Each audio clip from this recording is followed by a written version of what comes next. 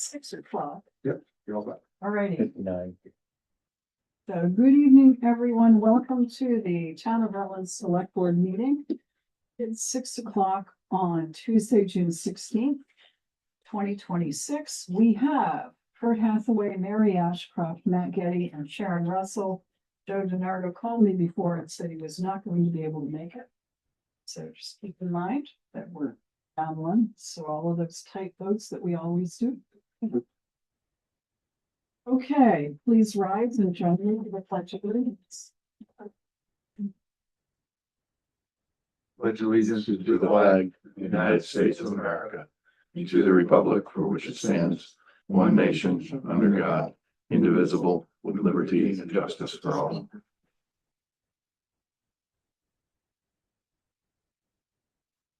So item is the approval of the June 2nd regular select board meeting minutes.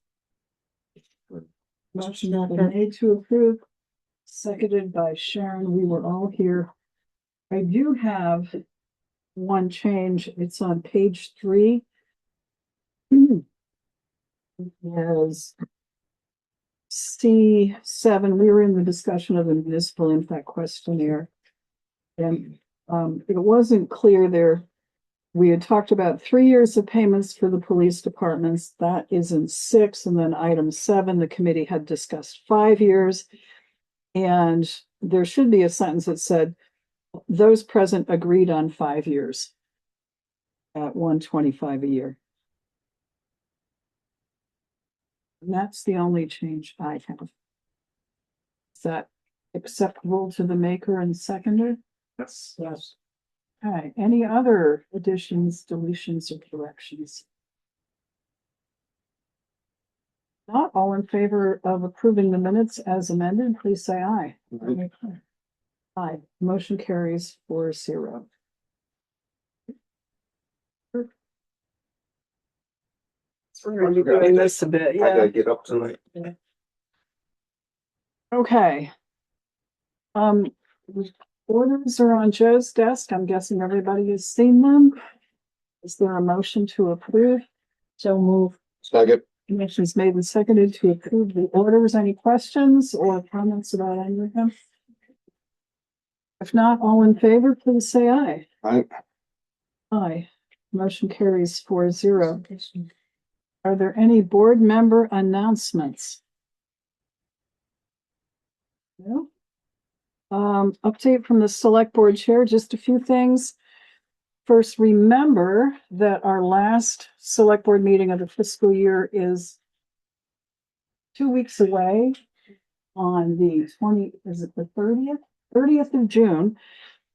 And that's a reminder to department heads. There are a couple of things that we usually do at the end, toward the end of the fiscal year, about making sure that certain funds are not swept into the capital improvement fund, but carried over as a separate fund. So just keep that in mind. This is not encouragement to do a spending spree, department heads.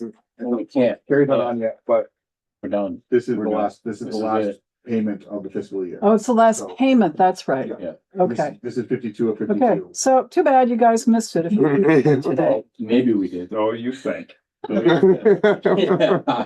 Maybe we did. All righty. Well, you've been warned. So there you have it. Just a reminder that July 3rd is a Friday evening and we're having our joint city and town get together and celebration at Northwood Park. It should be a lot of fun. I understand the rec departments of the 2 municipalities are dreaming up some kind of a challenge between the Board of Aldermen and the Select Board. We're going to get whomped, but we'll do what we can. So thanks to all, and Mike's going to speak to this, I think, a little bit later, but it's been a great effort, a lot of cooperation from the city, all of the town departments and the city departments. We're going to be flying the drone.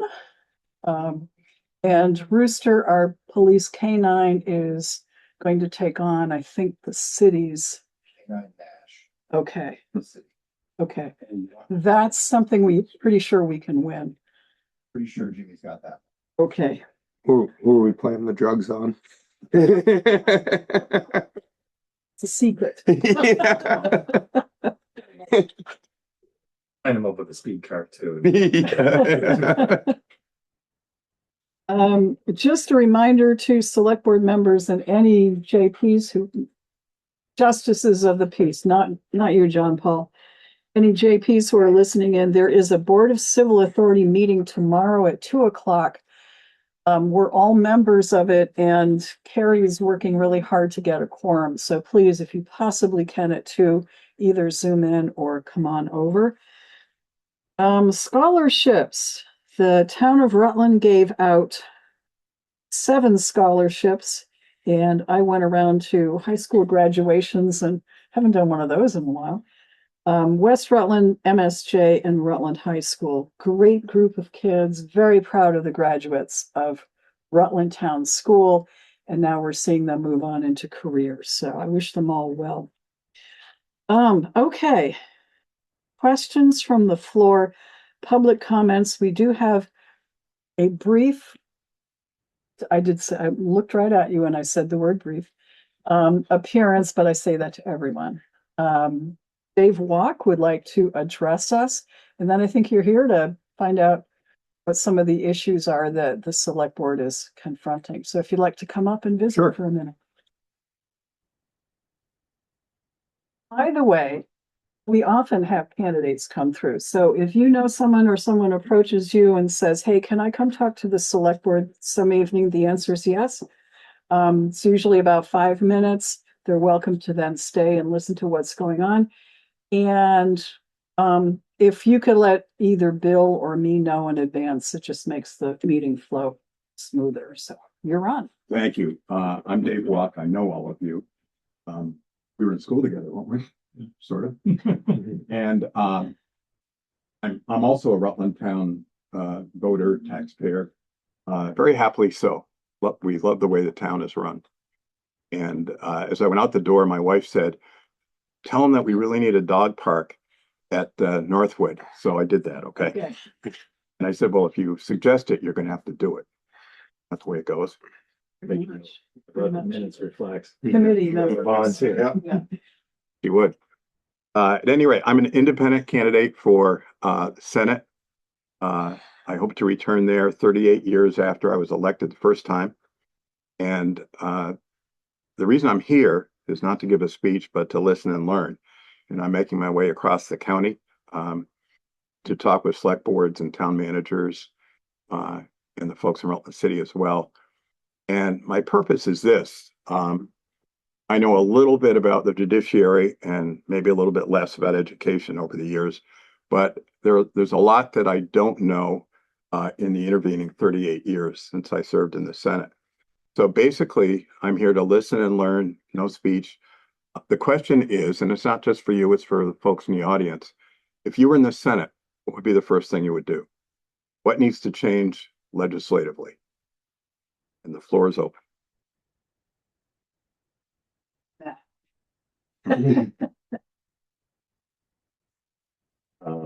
Wait. I mean, probably know as well. We deal with that. I mean, statewide, we're facing all of these huge issues with part-time legislature and a small population that's aging. Yeah. So I had the magic wand. I would gladly tell you. I mean, I think, locally in the town, of course, the education cost that fluctuates year to year dramatically is what gives voters the most heartburn, because we don't really have control over what our budget's going to look like, kind of regardless of what our school board does. They can hold a level and things are subject to formula. And so I don't know what the current reform package impact will be on that. That's, I think, been the biggest issue for us in recent years, other than finding and hiring police officers. Sharon? So solutions too. I mean, the issues are out there. We can all agree on taxes and public safety and all the other issues, but what needs to change in state law? I should have said it that way.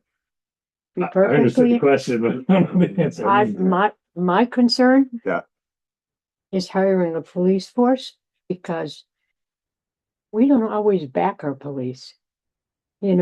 they do their due diligence and then they get sued or they get in trouble. And personally, I think it's wrong. You know,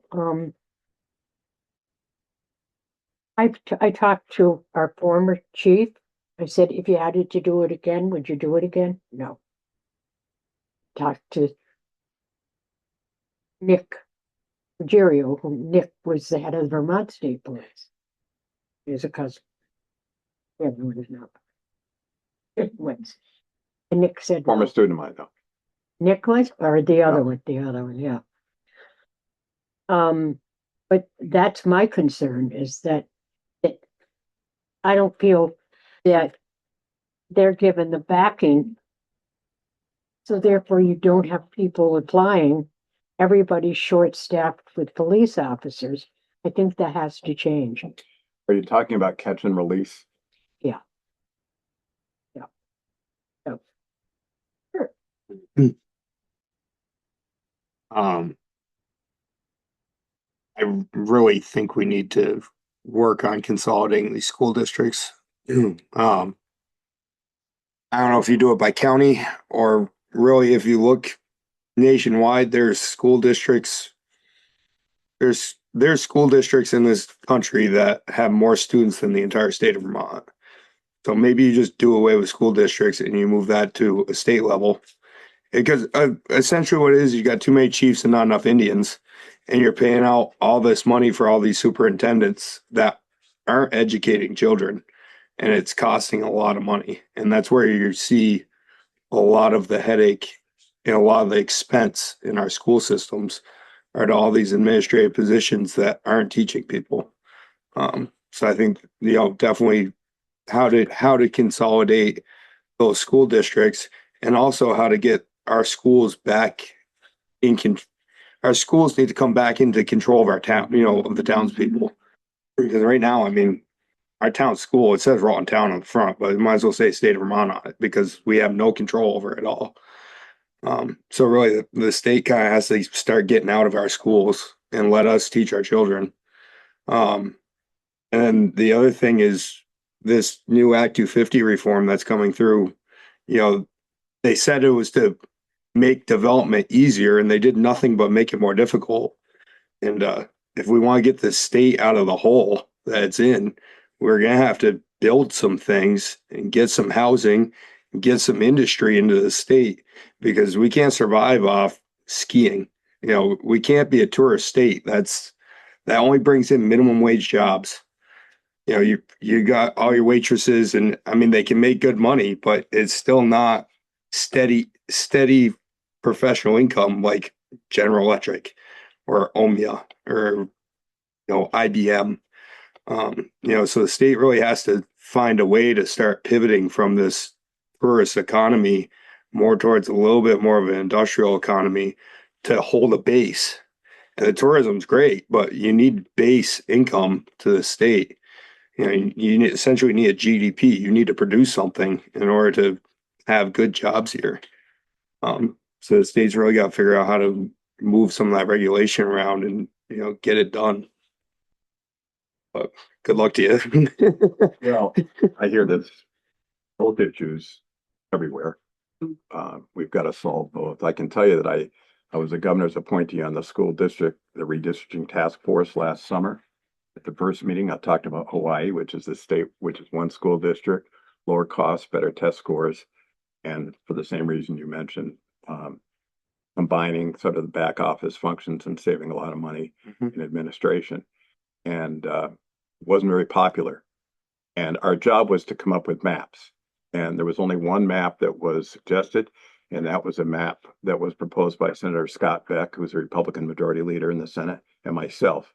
We were voted down 9-2. And the map was to organize around the career tech ed centers, but preserve school choice in the 90 plus towns that have it, including this town, Mendon and Chittenden. And we were very careful. We spent about 200 hours on it statewide, talking with superintendents and school boards. We preserved school choice, we cut costs, and we were the only two who voted for it. And then the task force didn't recommend any maps, which the governor rightfully wasn't pleased about. And because, you know, so many small towns do not want to give up their schools. We have some high schools that are 40 or 50 students in Vermont. So that's going to be a tough one. And you have to have the courage to do the right thing there. Yeah, I mean, these small schools, like, you know, the town of Shrewsbury, you know, the town of Benson, if you want your school and you want your small school, you pay for it. There's no reason why taxpayers in the town of Rutland should have to pay to keep the Benson Town School open. If you want your kids educated in that small school, you vote for your school budget and you pay for it. When the foundation formula comes into play in 2 or 3 years, it's going to force towns to collaborate because of the way the money will be distributed. And there is an economy of scale. We know that in business, and we know that in all walks of life. So I think that'll happen sort of organically at the local level. I'll add housing and more flexibility in some of the money that's been freed up, so that smaller projects and not always larger developers get a chance to get at the pot of money. Grants generally from state agencies to everyone from highway to water sewer to rec. Let's loosen up some of that state money and let us apply and get some money down to the municipalities. And then the great north-south divide. Yeah. I feel sometimes, and I have an office in Montpelier that I go to occasionally. There's the northern part of the state is clueless about the southern part, I feel sometimes. So a very strong voice for what is going on down here and advocacy for, we've lost colleges, we've lost institutions here, and we've seen things go up to Chittenden County. It's our turn. Brady, back to the grants. Can you be more specific about which grants have been less accessible now than in the past? Oh, well, state highway aid, we're always looking for that. Culvert replacement grants. Now that's a hot topic, but Just to mention that. yeah. The short structures grant for beach grants. Yeah. That hundred to 200, caps at 200,000. And these projects have been coming back at 350 to 500 consistently. What's the name of that program again? That's the Short structures. Yeah, Structures grant. It's- structures grant. It's a short culvert, right? Or that's how they explained it. It's not a bridge. It's not a bridge, it's a culvert.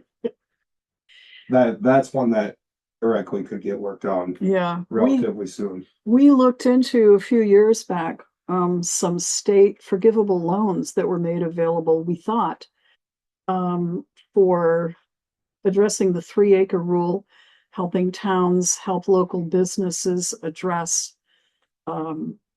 water runoff issues, that thing. And we were really excited about it because we thought we could help local businesses. And along with that was grant money available for municipalities. And we were going to get a grant and study our various water districts in the town and figure out what we could do to put the system together better or contract with other municipalities. And suddenly those monies weren't there anymore. I don't know where they went to. I think they got scooped up and went in an entirely different direction, but that was something that would have helped locally.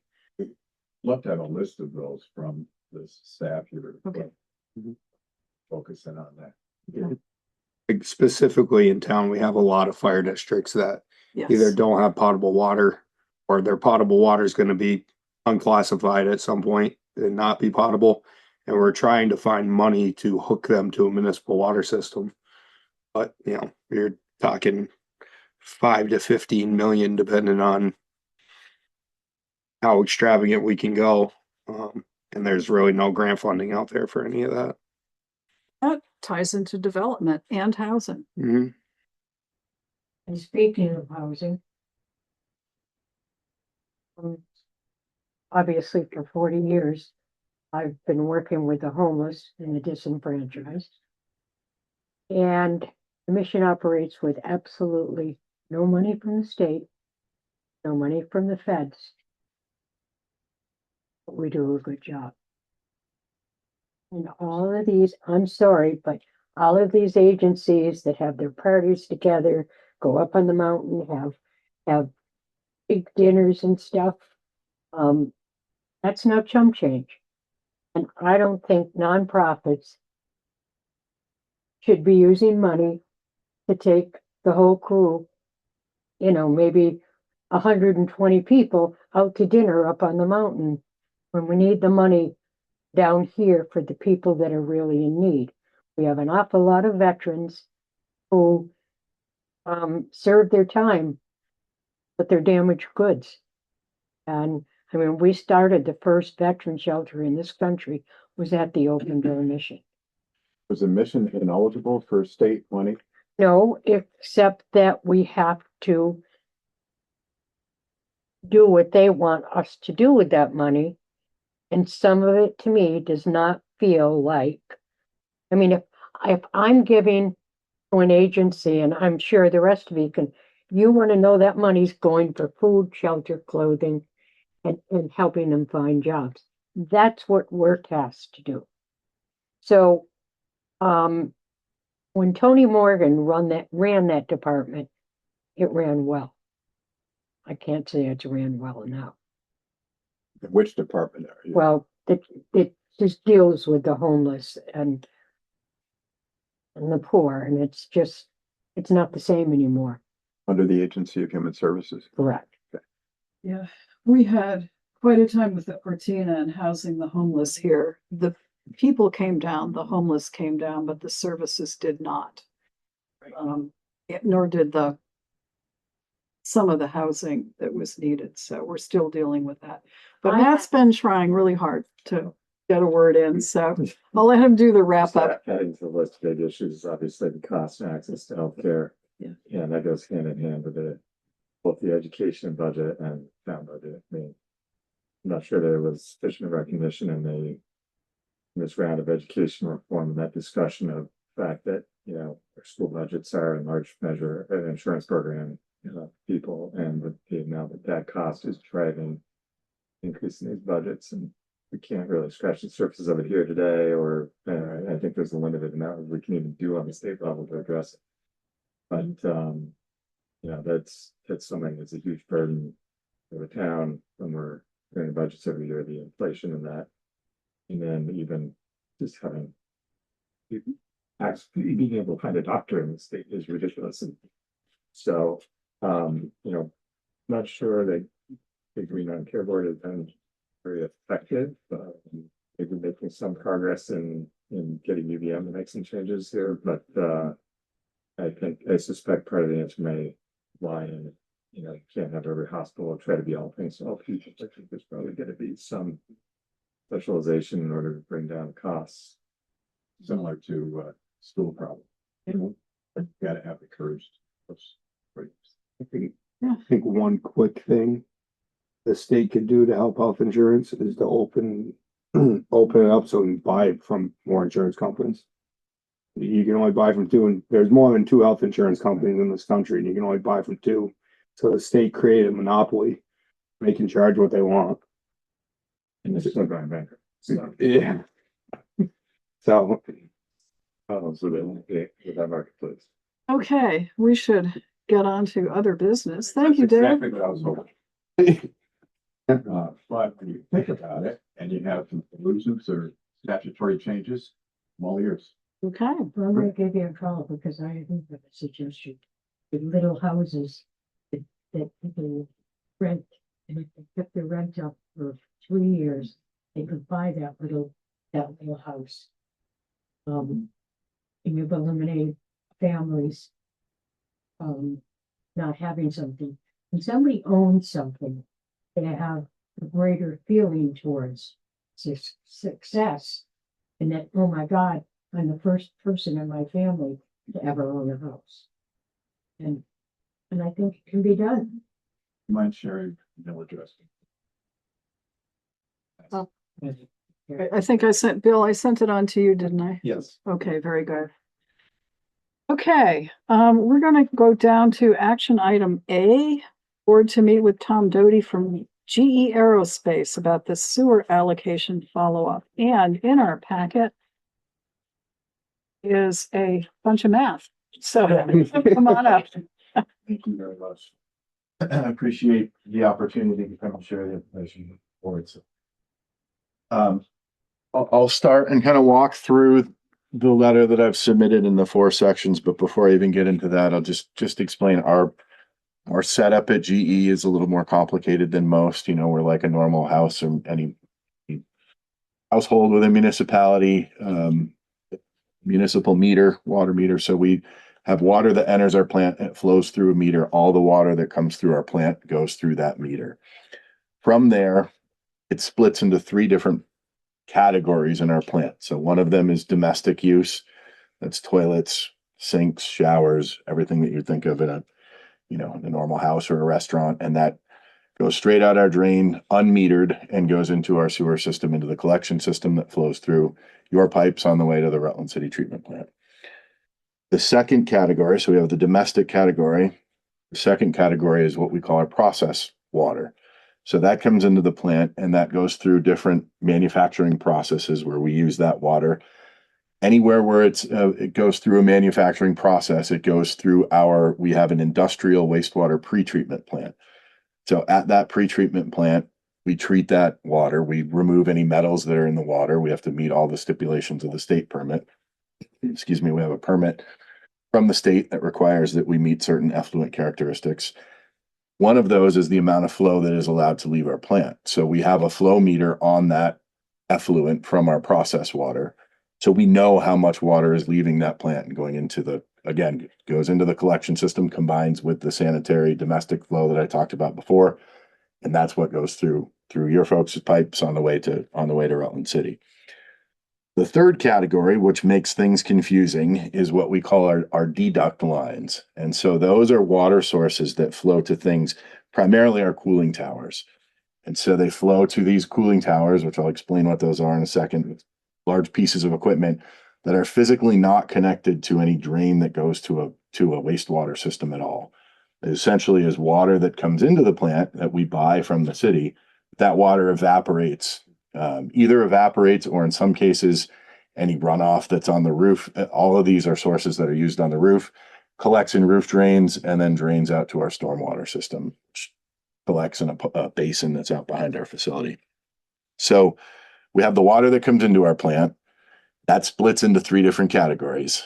Domestic wastewater, which is toilets, sinks, and whatnot. Process wastewater. Both of those are what go through our plant and then end up back into the collection system, flow through your folks' pipes, and then into the Rutland City treatment plant. The third, the deduct line, does not go through our pipes. That is just comes into our plant and either evaporates or stays on our site. So they're called deduct lines because those are deducted from the sewer bill that we get from Rutland City and from what you folks see from our water meter usage. So keeping that in mind, when we were first contacted by Mr. Sweet, and thank you, Bill, for reaching out to us and giving us an opportunity here to talk about this. So we set about trying to figure out how our usage could be so high and if that water was actually making its way through the pipes back through to Rutland City. What was the number in our letter? 200 and got it here. 197,000. Not that high. It's 220.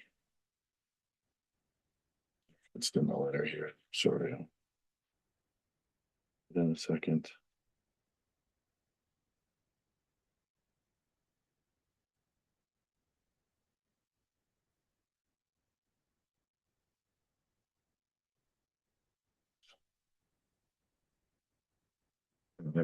Yeah, I want to say 223,000 thereabouts.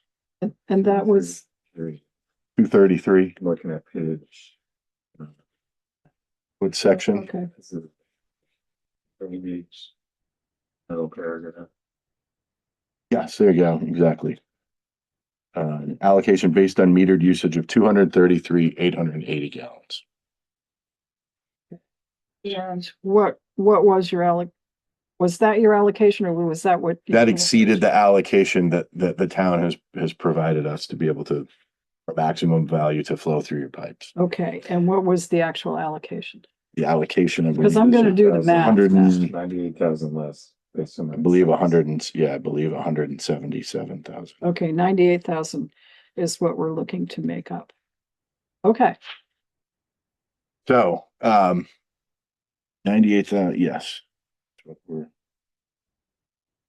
No, the 98,000 was what we had estimated for usage. That is not what we estimated is below what the allocation is. And I don't know if I referenced that in this letter, and I should have. Bill, do you know what the allocation is? Okay. Estimated. Okay,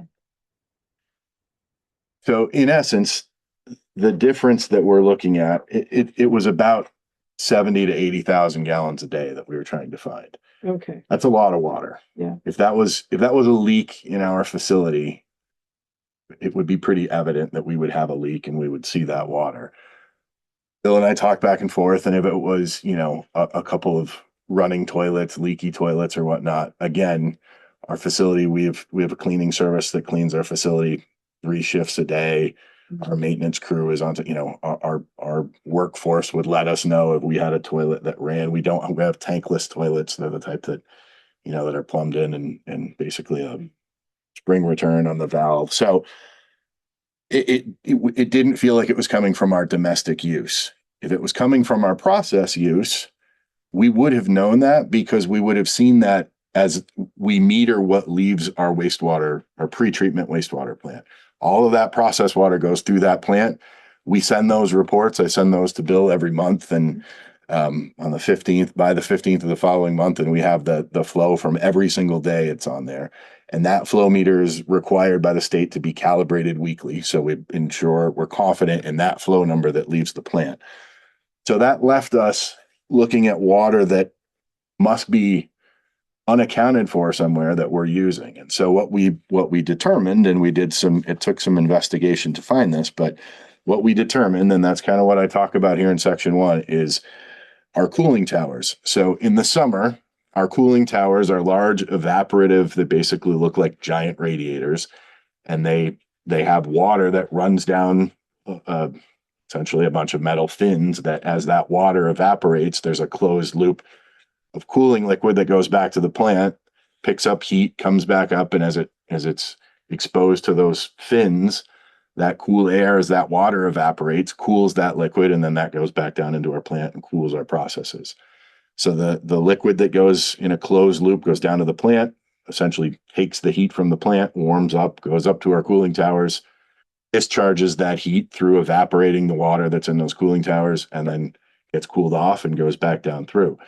So the cooling towers are large sources of water, and that's what are on those deduct lines. Those provide water to those giant radiators on the roof, let that water go down through, and that evaporation process is what cools that. What we determined is that, and it had become kind of normal practice, is that we have 2 3/4 inch lines. Those are pretty significant sized water lines. The water line that you have in your house that feeds things is 1/2 inch lines. So these are 2 3/4 inch lines, which is quite a bit bigger than that, and a 1/2 inch line. All that were dedicated, we plumbed them to the roof. All they were doing is running sprinklers that were spraying on our cooling towers just to basically to try to make them a little more efficient. As soon as it starts to get warm out, we needed more cooling capacity. This is a way to get a little more efficiency or lack of efficiency from water use perspective, but a little more cooling out of our cooling towers. So those lines, those 2 3/4 inch lines, that's the diameter lines, 2 3/4 inch diameter lines and 1 1/2 inch line combined, if that's what the table is at the top of page 2, combined for about 50 gallons a minute of water use. And that adds up to about 72,000 gallons a day. So that's a lot of water. That essentially became that's what we've identified as our, call it a smoking gun, right? So that water usage is being used on the roof. Where it flows down to is physically not connected to the sewer system. So that water goes up on the roof, it's used on the cooling tower, and either evaporates or anything that's left over that sprays on the roof goes to our stormwater system and our basin out back. Those lines were not plumbed downstream of those meters that are used to subtract usage. So the way that they were plumbed into the plant, it looks as though the plant is using that water in a source that ends up flowing back to the town, through the town and to the city. And so simply replumbing those lines to be on what we call a deduct water line, to be downstream of one of the meters that deducts usage. So basically to be able to account for that usage properly and deduct that from our usage makes the most sense. That's where those should be connected. We've already validated this with Rutland City, and they're fully on board with this as well. So essentially we were just plugged in the wrong place where our lines that fed these cooling towers, this supplemental water to the cooling towers, where that was being sourced from. So the corrective action that we're taking is to replumb those lines, to connect those, not to be fed from one of our main process water lines, but instead to be fed from a deduct line. So the same amount of water will come into the plant, but the amount that we subtract as the deduct line will be larger because we'll be pulling off of that deduct line. In addition to that, from a cooling tower perspective, there are more efficient ways of doing the same thing that those sprinklers do. And so what we have already installed is called an adiabatic chiller.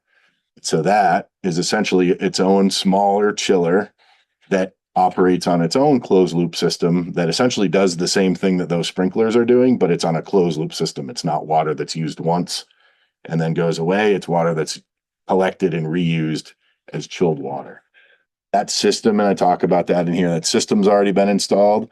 And when I wrote this letter, the deduct meter had not been installed yet, but that has since been installed. We validated that with the Rutland City folks. And so there's a deduct meter on that, which will subtract that usage.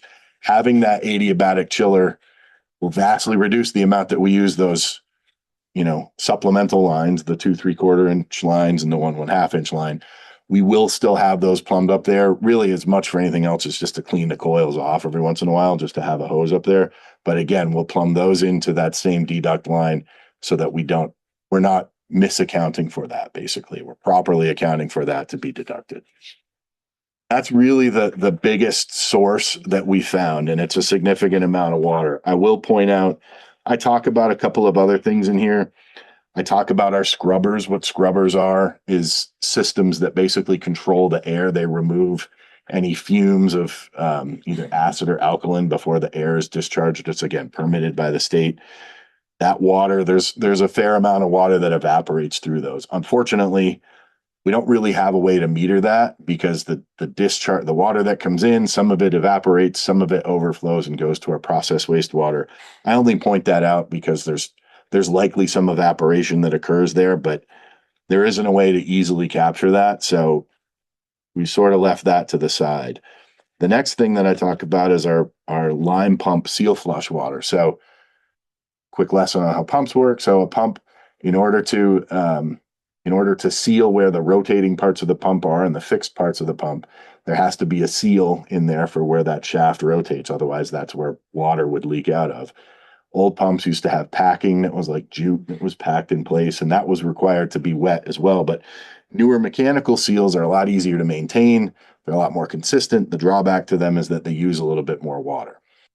What we had done, and so the lime pumps are in our wastewater pretreatment plant that I talked about.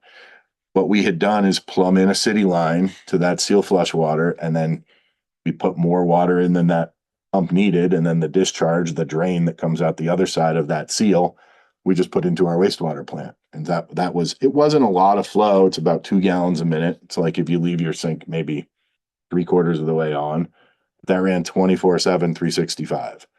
So what we did is instead of having that constantly going to drain, we did another closed loop system. So we isolated a makeup tank that runs water through that seal flush and then goes back to the same tank, circulates around.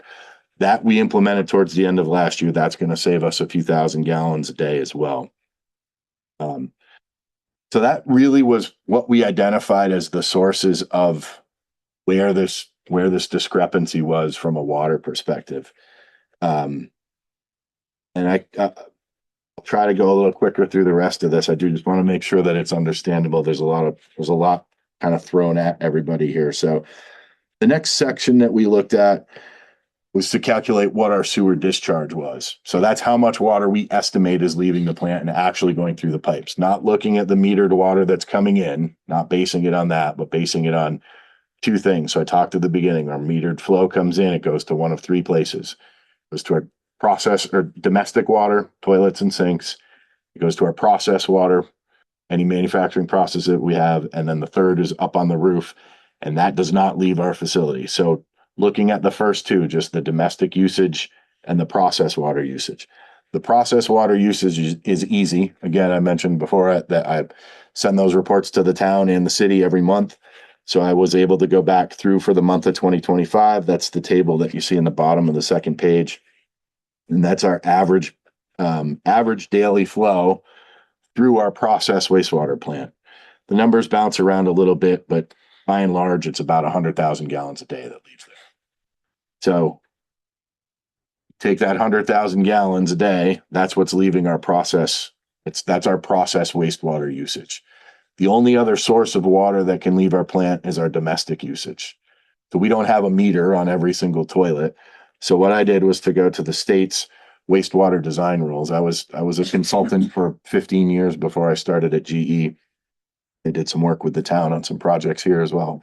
But in essence, I took what the state estimates for usage. That's what they tell you. If you're designing a new factory, here's how much water you should assume is used if you have, so that there's rules for bowling alleys, there's rules for restaurants. So went through the table, and what fits GE most specifically is for a factory. And if we have showers in the facility, and we do have showers in the facility, they're not commonly utilized, but for a factory that has showers, you assume the water usage is 20 gallons per day per person. It says 20 gallons per day per person per shift, but we operate on 3 shifts. So I just took the total number of employees that we have and multiplied it by 20 gallons. That gives us an estimated usage per day of, just for toilets and sinks, of about a little over 20,000, call it 22,000 gallons per day. So we take that 22,000 and we add it to what our wastewater plant had leaving, which was 100,000. 100 plus 20 is 120,000. The difference between 120 and 220 is obviously a big number. That's where the difference comes into probably being used on the roof through those sprinklers and not being accounted for in what leaves the plant, because those numbers are so much different. So what I estimated, I took the 102,000 gallons average usage plus that 22,000 gallons. And then I said, you know what, let's be extra conservative. So I just added 10% to that entire number just to bump us up a little bit more. And that lands at 136,000 gallons per day. So from our calculations, that's how much makes sense that was actually leaving our plant. Now, the rest of it was being metered as though it was leaving the plant, but it was actually being used on the roof. It just wasn't plumbed properly, so it wasn't coming out of the deduct line. It wasn't being subtracted off of that main use. If anybody has any questions at all, please interrupt. Your material question. Yeah. Is those sprinklers that you're talking about, Yes. were those just added in the last year?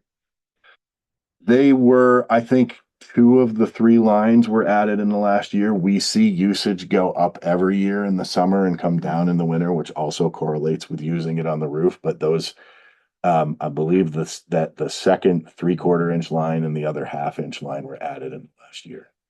I will also say that I think as our processes, as we continue to increase our manufacturing in the plant, business has been good for GE and strong, and our output increases.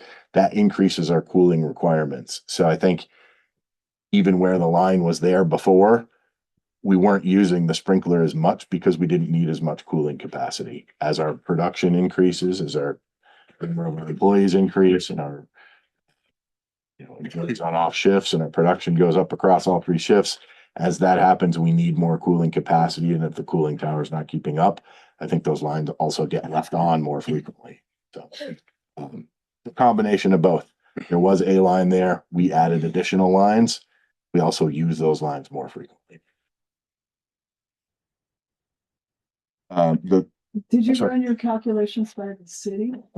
We did, we went through, I didn't submit this to them. I'd be happy to submit this to them, but we did talk with them. Travis is the meter reader that works with us. I can't remember his last name. But he, completely on board with understanding that they basically won't allow or permit us to install a deduct water line unless they physically go and inspect and make sure that we're, not going in the other direction and installing deduct meters where we shouldn't, and then using that water Yes. in the plant otherwise. So all of those meters those are installed and inspected by the city. So that is all part of what they do. And that process is that's under review by them.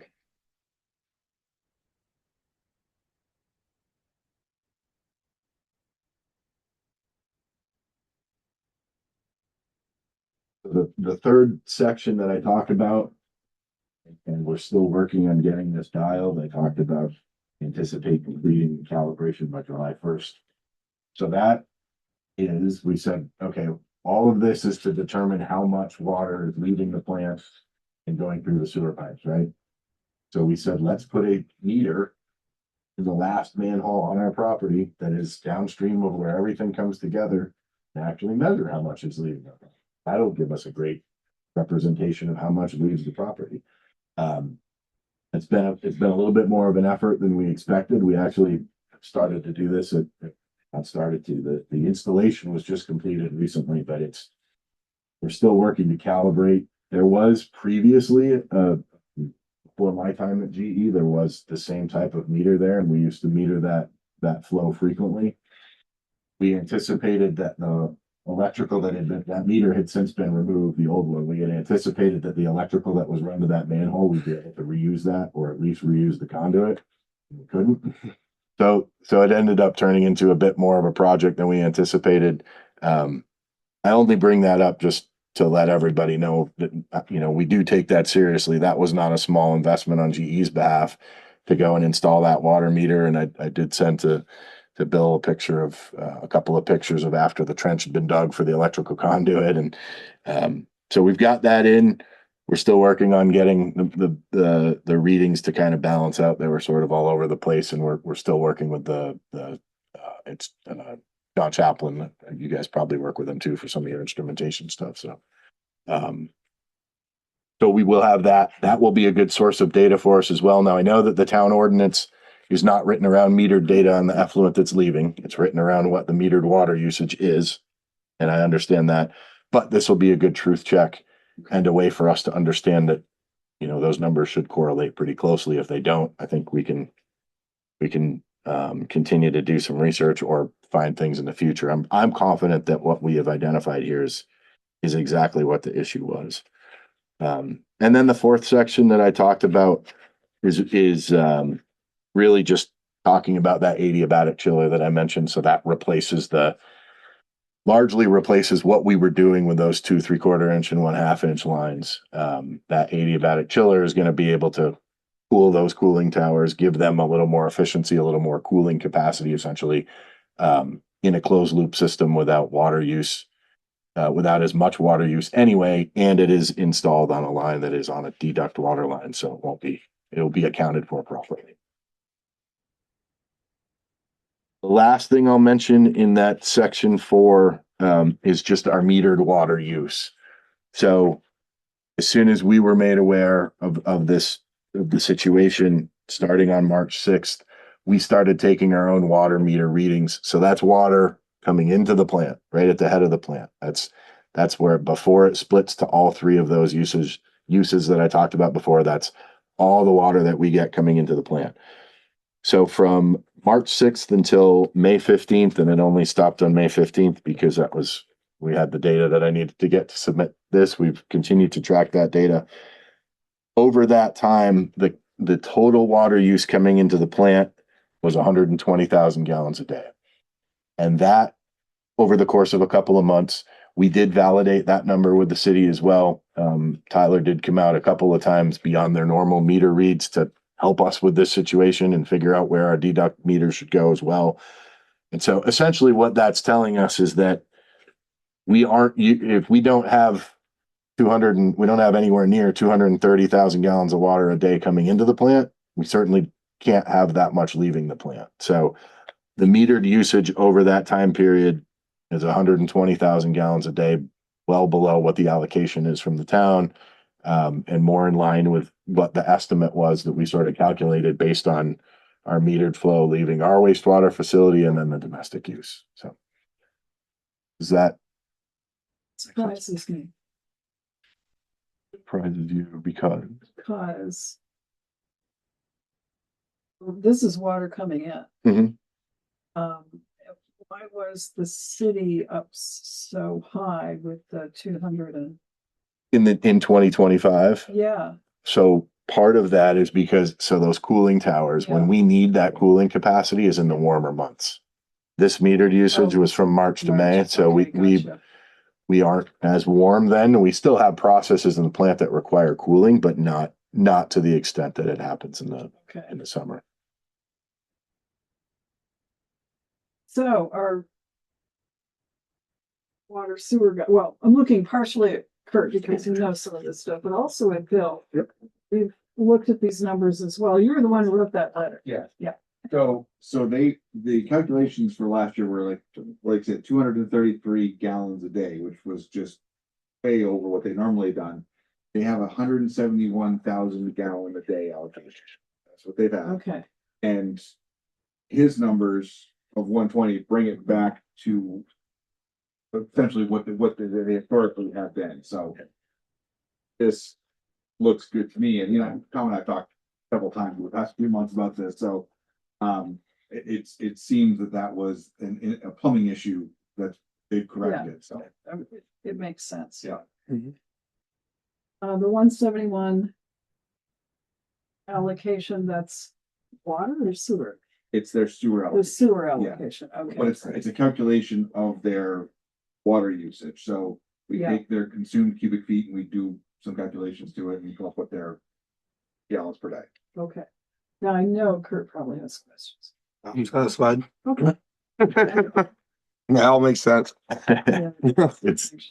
It's a little, I appreciate, I'm glad everybody understand it's a little convoluted. It's harder, you think of a water meter and you have meters, the water that comes into your house, and everybody's municipality, your sewer rates are based on your water usage, which is your water meter. But in our plant, we have those deduct lines that starts to make that tally a little And in more. your home, somebody fills up the swimming pool. Exactly. Thayer's coming to our house next week, so. Any questions? And then a question of you, what is it you would like to see us do at this point? Well, I guess it's a request for a reconsideration of the reallocation, of the requirement for reallocation. I think that I'm very confident. Like I said, I was an engineer for 15 years before I joined GE, and that background has kind of lent well to this type of project for me. And I'm confident that we found what it was.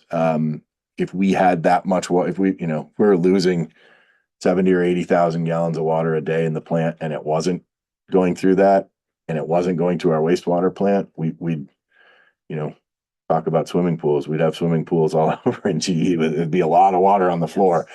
And we did talk to the city at length as well, because in 2025, they changed the meters. They updated the meters to digital meters. And we thought, geez, was there some discrepancy with what we've got from a meter perspective? And so that was when we really started tracking every couple of weeks, taking meter reads. We're doing it actually even more closely. We're following it every couple of days now. But we've got confidence in the meters. So it was like, okay, it's not the meter, not an actual leak in the plant. We haven't found that. Every toilet in the plant would have to be leaking at the same time to be that much water. So got to be coming from somewhere else. And then we identified these lines that were just not plumbed correctly to the deduct lines. And so that it really has to be it.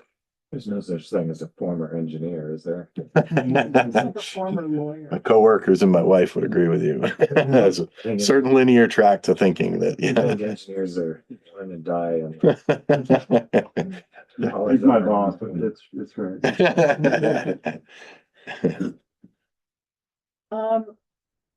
Do we need any more information? Are we I don't think so. in line for a motion? So yeah, essentially it would be like postponing the redetermination of your allocation based upon the evidence, and we'll review it again in January. So moved. January 2027. Well, no, you gotta put that in the minutes. You said. Okay, motion's been made and seconded to postpone the allocation. Well, increase is actually what it was. And subject to monitoring as described here, and we'll review everything in January 2027. Okay. Are you, any questions? Any other further discussion? If not, all in favor of the motion, please say aye. Aye. Motion carries 4-0. So Thank you very much. you're welcome. Thanks Thank for you. this. I'm sort of geeky about this stuff. I really like factories and how they work. We'd love to show everybody around if you ever want to stop by. I'm also our security leader, so Okay. I can sneak you in pretty easily. And I can get everybody badges and we'd Actually, be I've happy been to show down you there. around. Board of Civil Authority goes down occasionally for tax Oh, yeah. purposes, so I've Yeah. been in. It's pretty fascinating. It is. Don't want you, so. Yeah. It really is. We do some amazing things there. It's kind of secretive behind those four walls and it's technology that's definitely world class. Yes. We appreciate the support. Thank you very much. Okay, Thank thanks you. for being here. Okay. And I think, is there anyone else here on anything else? Or shall we just hop right into the agenda? I don't see anyone. Okay, I think everybody else is on the agenda. So Ted Washburn, Town Police Chief. Good evening. Good evening. Very quick night for me. What did you say? Very quick night for me. Quick night. Very- Night. Okay, Eighth grade graduation last week, that went very well. okay, very good. Today was the last day of school. Very well. Mhm. We have interviews for 3 candidates, or 3 applicants next week. Okay. And then I got an email today from Commander Whitehead of the City PD, August 4th. It's a Tuesday, 4 to 7 PM, National Night Out Ah. at the fairgrounds. So I put that in the out there. You see, And do we usually help with that? we are usually, Okay, they usually good. do a cruiser competition. So Is that something we can win at? this year they're adding using the sirens during the demonstration. So they're the only department with howlers in the area. There you go. So Good. I think it's just the Cortina funds part Okay. of the minutes, and that's it for me. Hey, we do have on our desk. I'm assuming you did it or Kari did it or Kari gave you the numbers somewhere, but beginning July 1st last year, 2025, we had 231,000 and some change in the Cortina fund. We did buy the new Tahoe at 73,400. We got a cruiser radio for 2465. We got the radio for the new Tahoe at 2726, leaving us with 152,428.10 in the Cortina fund as of right now. And I don't think we've allocated anything else out of that. So it says new Tahoe, but that was the 2020 model year 24 Tahoe we purchased beginning of last fiscal year. It is not the Tahoe that is currently being built. Okay, And we had talked about that because this number was, it was supposed to be, okay. yeah. So So the new Tahoe, which Yeah. is what model year? 26. And when is that? So they were supposed to check with production last Friday because they told me May. And I said, well, we did this last year where you told me May and I don't think we picked it up until August. But they don't bill us for 30 days after we take it to make sure that any bugs or kinks are worked out for making payment. And what's the contract price of the new Tahoe?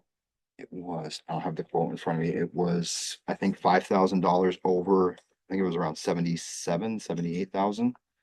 It's about $5,000 more for the car this fiscal year. And by the time we geared it up, it was maybe 80. Yeah, it was it was expensive. Okay, There's no doubt about it. and that bill is not gonna come in between now and the end of the fiscal year. And we spent $2,000 on patrols. Correct. There was, I think, Oh, 6,600. that's So Yeah. Couple of few. That was the holiday patrols. correct. Which would, let's see. So we're down to.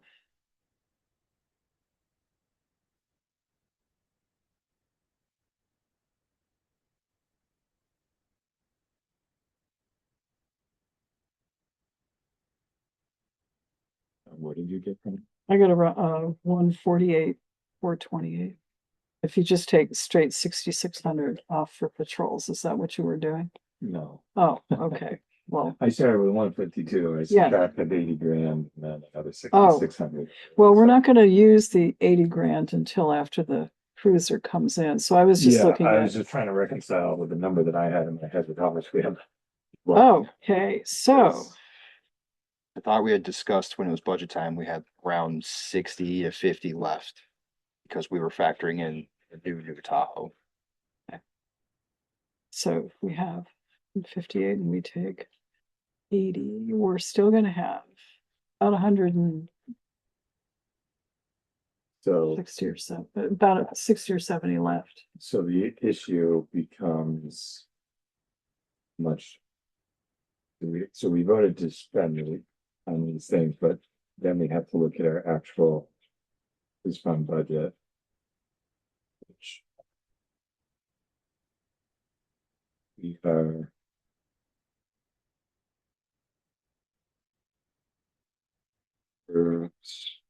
By design, we're overspent by about $44,000.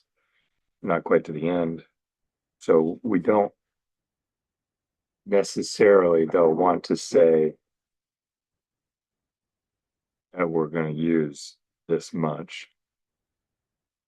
Because that just has the effect of creating surplus in the police fund budget. You want to, whereas, so the same conversation we had a year ago, Yep. you may have deja vu. Yep, yep, I see what you're saying. So I think even though we had to debate it afterwards, Kurt had a very well worded motion last year, which involved Sure he remembers. no actual numbers, which was something to the effect of, we want to Where to find this one? allocate sufficient Cortina funds to balance police budget and carry over the rest, See if I carry can, forward the rest of the balance of the Cortina fund for the coming fiscal year as a dedicated fund.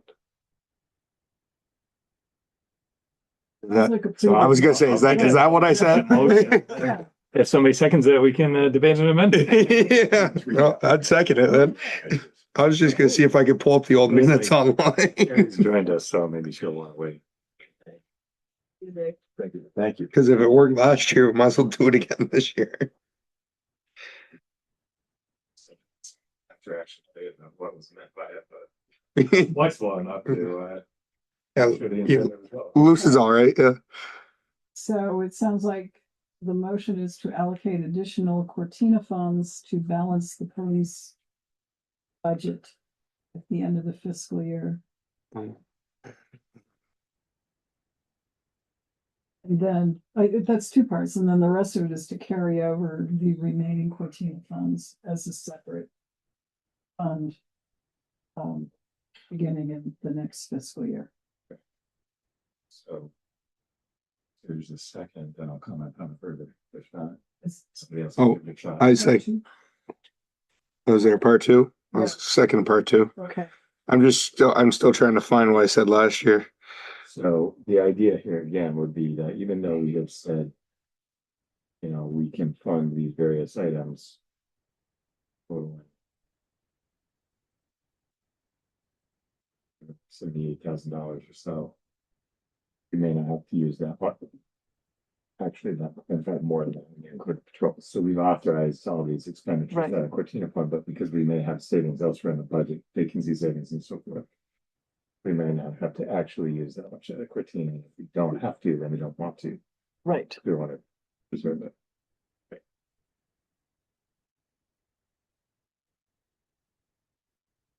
Kari, you're listening. Does that make sense to you? Or do you have any questions or suggestions?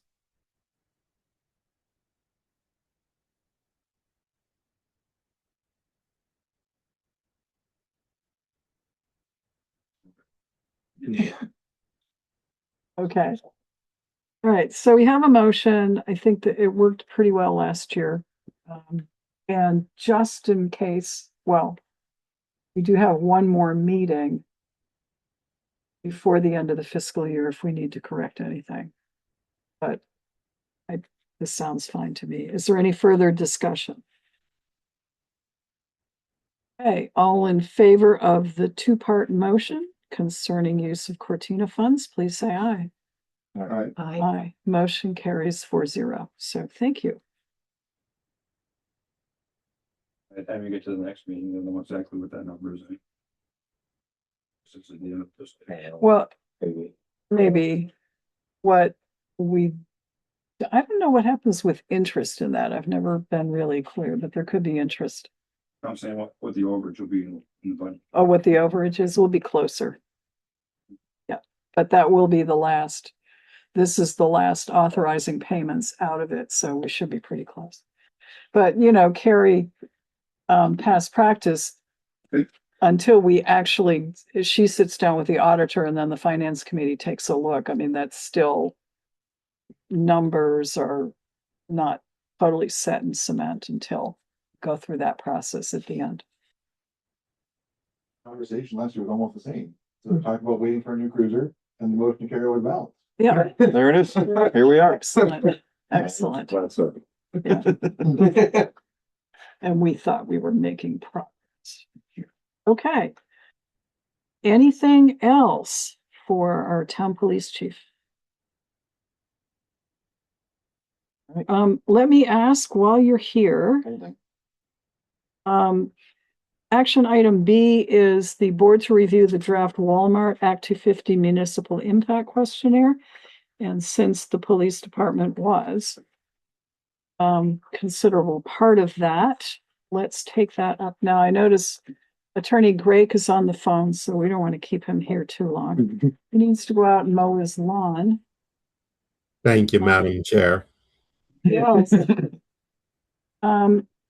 Bill has, it's in your packet and I have the an original in front of me. I reverted to lawyer stuff, and so I put quite a bit as the 2-page agenda on the end. Is there anything that any select board member sees that isn't what we discussed or talked about? And then same question for Mr. Gregg. Madam Chair, I relied upon the minutes, the unofficial minutes, so I haven't looked at what you're looking at. So I trust that it will have what we discussed. I don't have it in front of me. I apologize. Okay. I think Bill sent you something that was pretty close.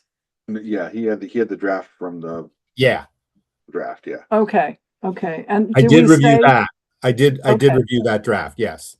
Okay. And there was a question, but it wasn't about anything of the other municipal It was the solid services. waste disposal. Yeah. That we could answer, we don't provide the service because we don't do curbside pickup. Commercial. Right. There will the property owner and tenants arrange for solid waste disposal. So it says, does the municipality have the capacity to provide solid waste disposal? Do we answer that yes, or do we say municipality does not provide the service, or? It technically does not provide the service. yeah. So if you want, we can change that for the first page. And then where it says where it says, please indicate who provides it.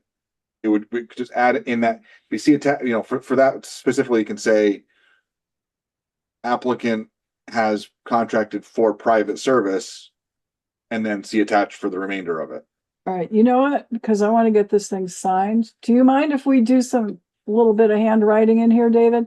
Not at all. And I All right, certainly so what I'm appreciate, going to I certainly do- appreciate getting it signed tonight. Okay. I'm going to cross out the solid waste disposal that says yes. I'm going to X, the municipality does not provide this service. So far, so good. And then under the box that says, for any services above that the municipality does not provide, please indicate who provides the service. I'm going to say solid waste disposal. The applicant contracted for their own. Solid waste Contracted for private service. will be privately contracted for by the applicant. Solid waste disposal service will be privately contracted for by the applicant. Is that okay with everybody? They don't want Dell down there with a pickup picking up trash anyway. Nor do we. Okay, and with that and with the other language attached to it, is there a motion? And who are you gonna authorize? I would move to approve. Authorize the board to sign. Okay, Which one's doing I don't it? know who, Matt and then Kurt, Sure. because we did a roll call last time, and authorizing the chair to sign. Yep. So, Yeah. Get it out of here. Yeah. really, all in favor of the motion, please say aye. All right. Aye. Motion carries for 0. Yelling from his tractor. Joe DiNardo is not here, so he can't add his vote, but we have the previous vote where we agreed to it. Is that sufficient? Attorney Greg, is that Absolutely. okay? Very good. Absolutely. All right, so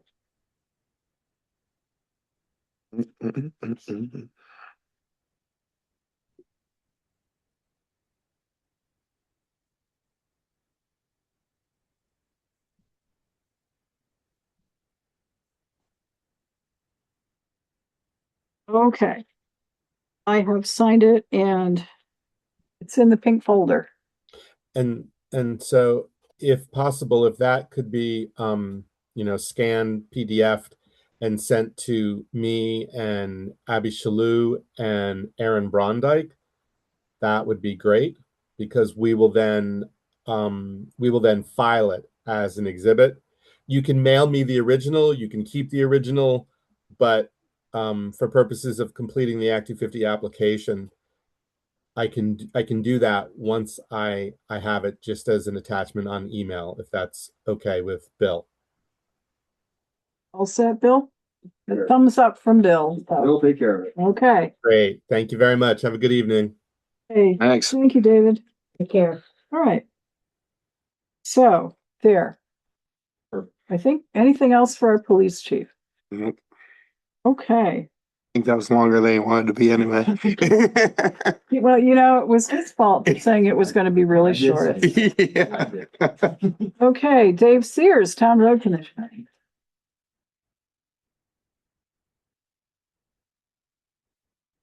Good evening. Good evening.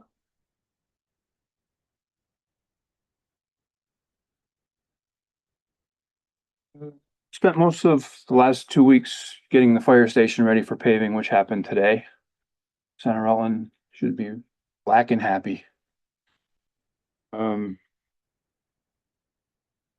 We cleaned the manhole down at car wash a couple times. We went down today. We haven't found any solid debris the last 2 or 3 times we've been down there.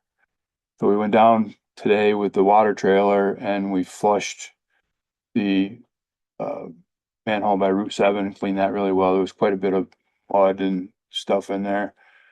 So we're thinking the manhole up by the entrance was clean. So we're thinking maybe that basket's holding up some of the stuff. So we're gonna go take that out and let her rip, see what happens, check it a couple times in the next week or so. And we were down there today and the place was slammed and that 8-inch pipe was running half. And they were putting it out. So Stilt. Yep. What's the situation? I don't know if that's just, like I said, the uphill manhole, there was really nothing in it. So I don't know, like during low flow times, if there's just dirt from the process getting into, it's not totally clean water getting in there. And then the basket's kind of holding it up a little bit during low flow times. And it's collecting, and then overnight it kind of settles out or whatever. And then tomorrow it does it again. And so we're just gonna go down there and pull the basket out and see what happens over the next week or so. Okay. But we haven't pulled any bottles, cans, any of that rags, anything out of there in the last 2 or 3 times we've been down there. So we're making progress. Have you looked in the manhole that catches Alderman's car wash? See if the same type of silt's in there. No, haven't. I wonder if we should pop that. Can do Just- that. Right there. Yeah, see if it's similar type of, Yeah. you know, maybe it's common. I don't know. Yeah, could be. Yeah. Or maybe the city guys know from some of the car washes in the city. Yeah. We can open that up. That's not Try to figure out some sort of baseline, you know. right. Yeah, we can do that. We started the first round of mowing yesterday. Ah, Yeah. I gotta say, the mower doesn't reach back, doesn't have. Well, so this was just kind of like push everything back right now. Okay, And then, kind of like the one pass thing. The problem is to go out and do the whole thing and then do it again. I mean, I lose a guy for a month. And then in August, I lose a guy for a month. And I don't have that capacity right now. I've got guys on vacation. I got guys on vacation for the 4th of well, July. I'm gonna go out with my mower and tidy up. We appreciate your business. And the only other thing is just a quick, I don't know what we want to do about, we talked about a committee meeting. They're opening bids on Thursday, which I was the town representative for the first round. I can do that again. Joe can't be here, so then we can set something up with Robert when he can decipher everything and bring it back. So Easy enough. Yeah. I guess we gotta figure out when Robert can do it. right, that would be the next. We'll figure out when Robert can do Shoot it. him, Just shoot him an email in the morning and something next week, probably. available next week. It shouldn't be terrible. Easy, easy. We did have some.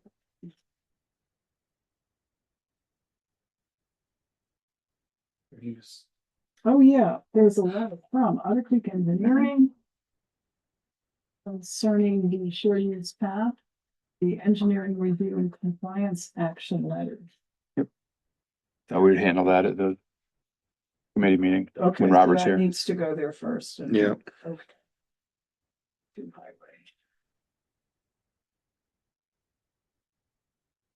Okay.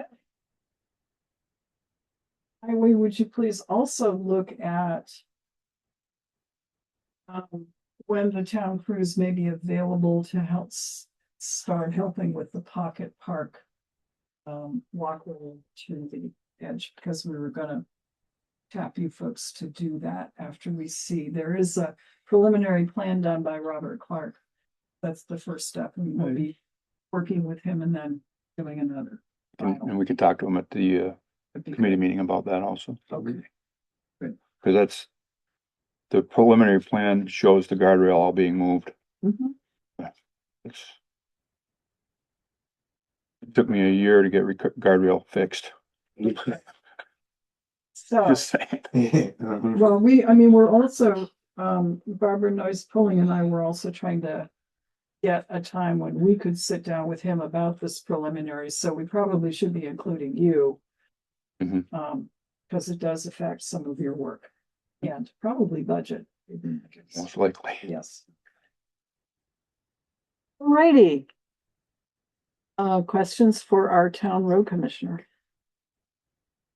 It's, there was a big to do on Columbus the other day, if you made any progress on that whole. No, I'm over it this week. I'm looking at it tomorrow.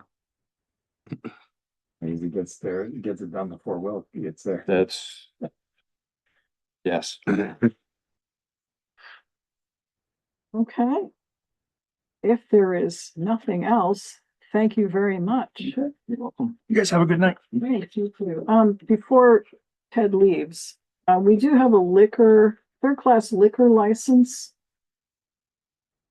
This is for East Restaurant LLC. It is 283 US Route 4E. It's up at the old mall. And this is, Yeah, it's East Asia. yeah, I feel like we just did that one. I know. I think this one was the one that came in real short notice last year. We had to have a special meeting or something. Yeah. Do we also? It's a different. I feel like we just did one, not We did this. like very recently. Whatever, there's no problem. Yeah, maybe it's a different class. Okay, any problems? Yeah, Chief? second. No problems. Motion's made and seconded to approve the third-class restaurant bar license. All in for East Restaurant LLC. All in favor, please say aye. I Aye. Motion carries, and we all get to sign. can get my scorpion bowl and my General Tso's chicken now. Oh, I gotta get up there.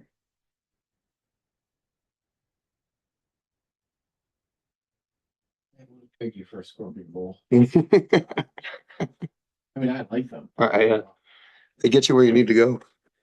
For me. Yeah. Okay, Chris. Okay.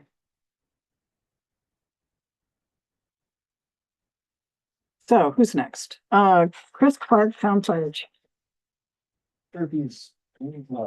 Participating. Doesn't look it. Did they just have a call? I thought I heard the little. Awesome. Okay. Someone else All right. who actually showed up. Marie Faignant, Town Lister. I've been in person. Hello, everyone. Hello. So I have several things to bring before the board tonight. And the first of which is I feel compelled to respond to what transpired at the meeting on June 2nd while I was not available. And About. the habitat, but I will not be addressing anything particular Right. because we have a meeting. We have a meeting tomorrow. So. Correct. Yeah. So I just want to confirm what Matt had said, that the exemption for an organization for tax exempt status is a very detailed statutory framework and legal framework. And I am frankly surprised that anybody on this board would comment without having a full understanding of that framework. I also want to, because I'm an elected official, I feel compelled to respond to the fact that we vehemently, strongly disagree and dispute that they were not provided with a written decision. And despite the multiple self-serving representations or misrepresentations as to whether or not we provided a written one, I would implore all of you to come to the Board of Civil Authority meeting tomorrow, in addition to any taxpayer who wants to understand what goes into one of these decisions, including the idea whether an organization must go in front of a town vote because the monies that are expended are covered by every other taxpayer or that are excused. So that's all I want to say, is that there is more to the picture. So moving on. We lodged our grand list today. Oh, good. Yes. So grievance hearings will be on Monday, June 29th. They start at 9 in the morning. They go until the lunch hour, then they resume at 1, go until 5, resume at 6. So we are, for the first time in a couple of years, we are having the afternoon or the evening session as well, to allow those who may want to come, that not to lose work time, to grieve their assessments. Now, the notices go out to only those folks who have a change in assessment, right? Notices have gone out to anybody who has a change of assessment, or yes, it's a change of assessment. It's on the real estate that's a change of assessment, and the business personal property change of assessment. This year is the first year. We have not done them in the past, and that was something that I decided that needed to be done for every business who had a change of assessment as well, so they could understand how their inventories have changed and what we did with their inventories once they sent the inventories, so that they could have an opportunity to ensure we did it properly before the tax bill went out. So we have sent that. A considerable amount of time was done to reduce the amount of mail that is returned when we send tax bills out and grievance notices, but mostly it's the tax bills. The tax bills are based on the information that we have as to the address of a property owner, and there's a lot of absentee property owners that live somewhere else. And if you move, please let us know, because it doesn't alleviate the obligation under that assessment. It also may preclude your full knowledge of the grievance policy, the process and the 14 days and the timing. But to counteract that, it is posted in the West Rutland Library. The notice for grievance is posted on the town clerk's office. The notice of grievance for the hearings, the grievance hearings for June 29th. They're posted. They will be posted tomorrow at the transfer station. They are posted on all the bulletin boards here. They're, like I said, at the West Rutland post office as well, and on the town's website. So the several notices. So we will make appointments. And so we just want to make sure everybody is aware, because there are a few of those absentee owners whose property assessments have changed, whether they are aware of that or not. So I want to put that up. The other thing is we have reached a decision as to the manner of which we want to go forward with reappraisal. Okay. And I had indicated that this was, we would talk about it, and that the reason why I couldn't do this over the phone is because this is not as you would think. So we have two companies, one that would require us to change our software in its entirety with a significant learning curve. And there are aspects to that program that have some benefit, but with NIMRIC redoing their program, now that the gentleman that we work with now owns NIMRIC and has the licenses for these programs, he's written new programs, and he's already having them in trial.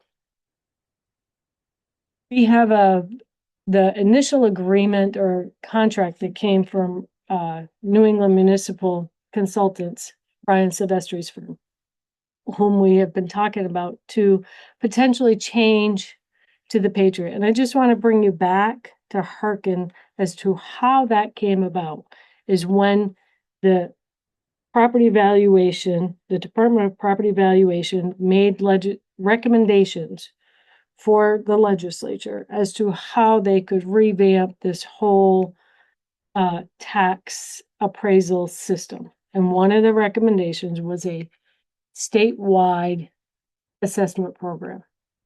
And while that recommendation is made by them, over the last 3 to 4 years, the state has been trying to implement a program called VTPI, owned by Catalyst. Okay. So Catalyst owns Patriot. The concern was, or the question was, if there was any expectation that the state was going to come down with a directive that we switch across the board to Patriot, the time to do so would have been for reappraisal. You can't do it in between. It's cumbersome, outrageously expensive. So that's what started that discussion, because we could not get any confirmation from any of our state representatives that that wasn't the plan.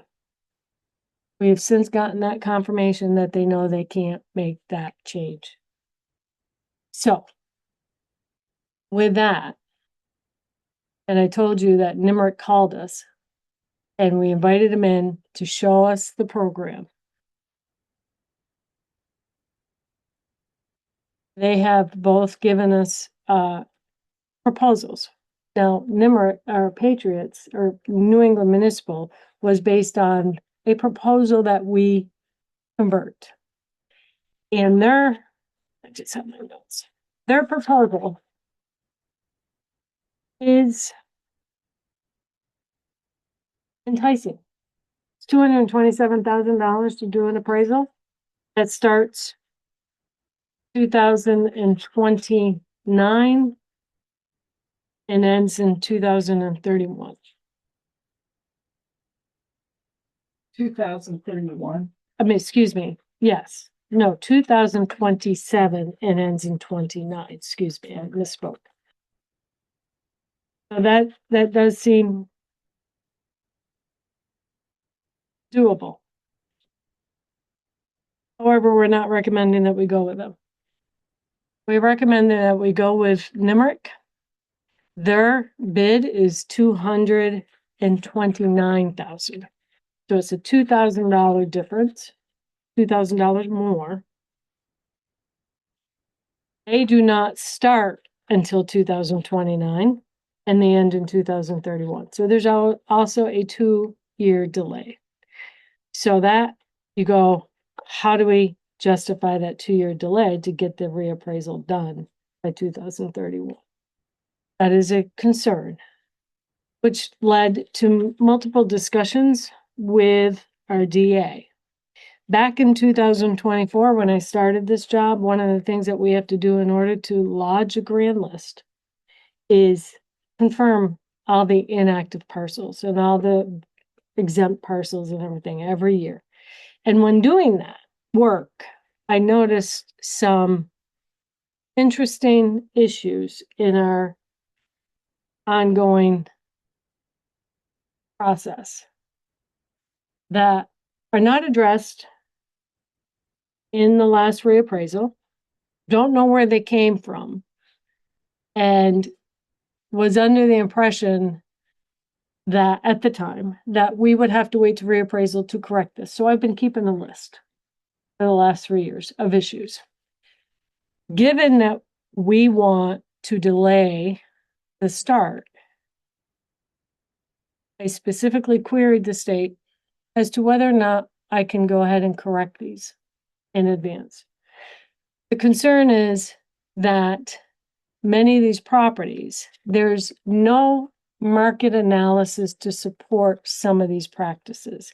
And absent the fair market value or the market analysis to support some of these practices, it is affecting our CLA because we are showing a altered number at the end of the day when we do our sales verifications and our sales equalization for no marketable reason. So let me put it this way.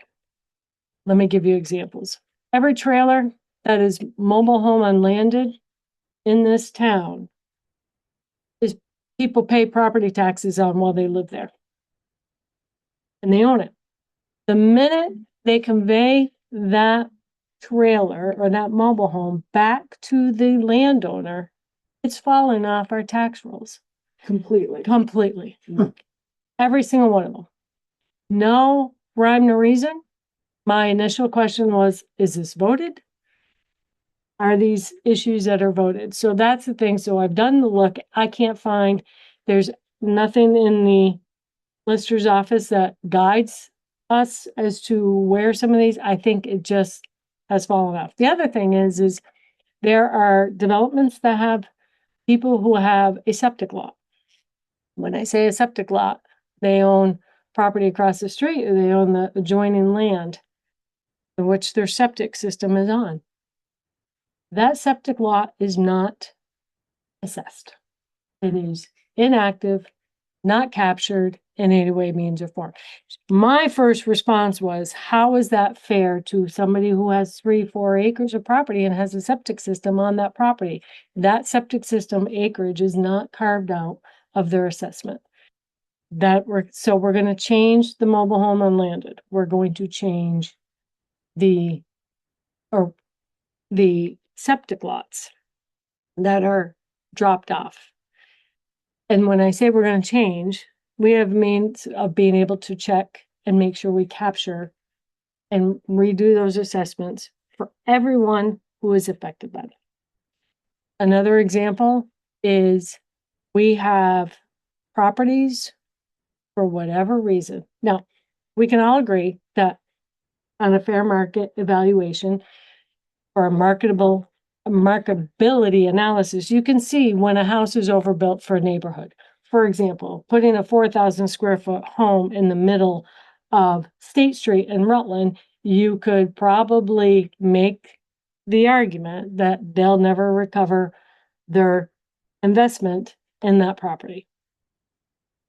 I agree with that as long as it's done by neighborhoods.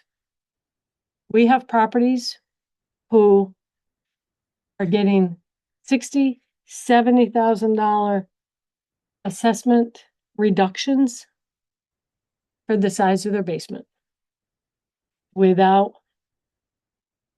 regardless of the code, the area.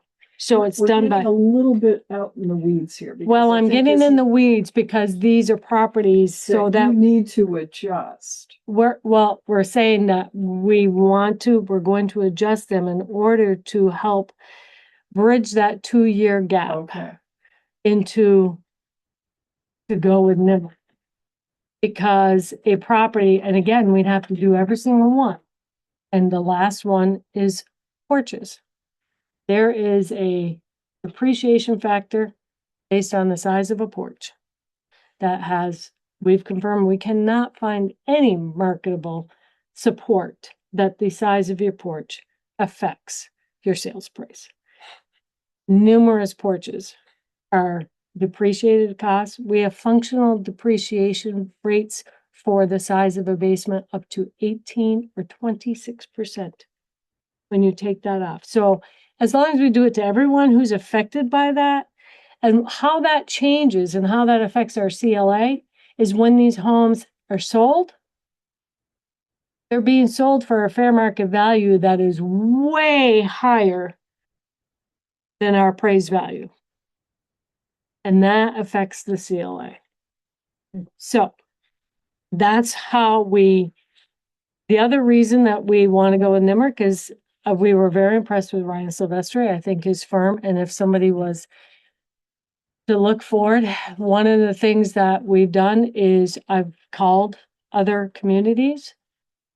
My number one concern is support from on how to do all this work. It's very detailed. There's a lot of questions, and while Catalyst is getting better, there's a lot of negative feedback on Catalyst responding to technical issues. That's significant. I can call NIMRIC and within 2 seconds I have somebody on the phone. That's huge. When you are doing this type of work with several programs, that is very valuable to this job. The other thing is we do not lose our historical data. And I use that historical data to go back and check how properties have been appraised in the past, how barns, it's interesting because without getting too detailed, the way we do our sketching, each sketch is assigned a number and it fills into the program. The minute you delete that sketch, it auto populates new numbers and it changes everything. So if you don't pay attention when you're deleting it, you may have to go back to a previous year to look to see how they assessed it so that you're not changing that assessment absent any material changes. So these are all the things that we're considering. And the CLA is really, it's as good as who we get to reappraise because we need to get them in the houses. So that's going to be a lot of work on the lister's office. So we're making the recommendation. Both of them are status quo on getting into the houses. Both of them are status quo on utilizing the listers to help defray, costs and to get people signed up. So for all those reasons, we're going to recommend that we engage with NIMRIC. They've sent a contract. I do not know, this is where you have to fill me in on the process that from this point forward, whether or not you want one now, or do you want to take it under advisement, you read? Well, I think what we need to do is get the contract out to us. Okay, And Bill will put it in the packet for next time. perfect. Is there any timeline on either contract? No. No. Question. Did we receive a letter from the state saying the date by which we had to reappraise? Yes, we did last year. Okay, Oh, And the no, it's state- not a date. It's a reappraisal order. okay, And we had 180 days to give them our plan. okay. which- And with this, with your recommendation, if we voted at our next meeting to go with NEMRIC, Mhm. that would satisfy the state. Correct. So what we would have to do in the lister's Even though office, it's delayed, 2 yes, years out Yes. further than what yes. Patriot would. And then, right, it is, yes. And I've confirmed that with our DA as well. And we Okay. would just give them the notice that we have, that's all they're looking for, is the fact that we're getting somebody, Okay, okay? And then the goal would be, because they are still going the other 6 years, is we are on their 6-year cycle as an appraisal company that's been around for a long time. so we pick up 6 years from that, so we reappraise again in 2037? Well, according to what's happening in the state right now, that would be the Okay. understanding, yes.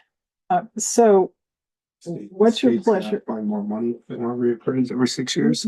Wait, how much is in our reappraisal fund for the town? The last time I looked, it was like 283,000. Okay, we're good. Yeah, and that's enough to also let you do this 2 years interim of adjustments on the mobile homes, the septic lots and the porches. Yes, I would, right, because that would be something that we would have to do anyway, because if you do it for one, you do it for all.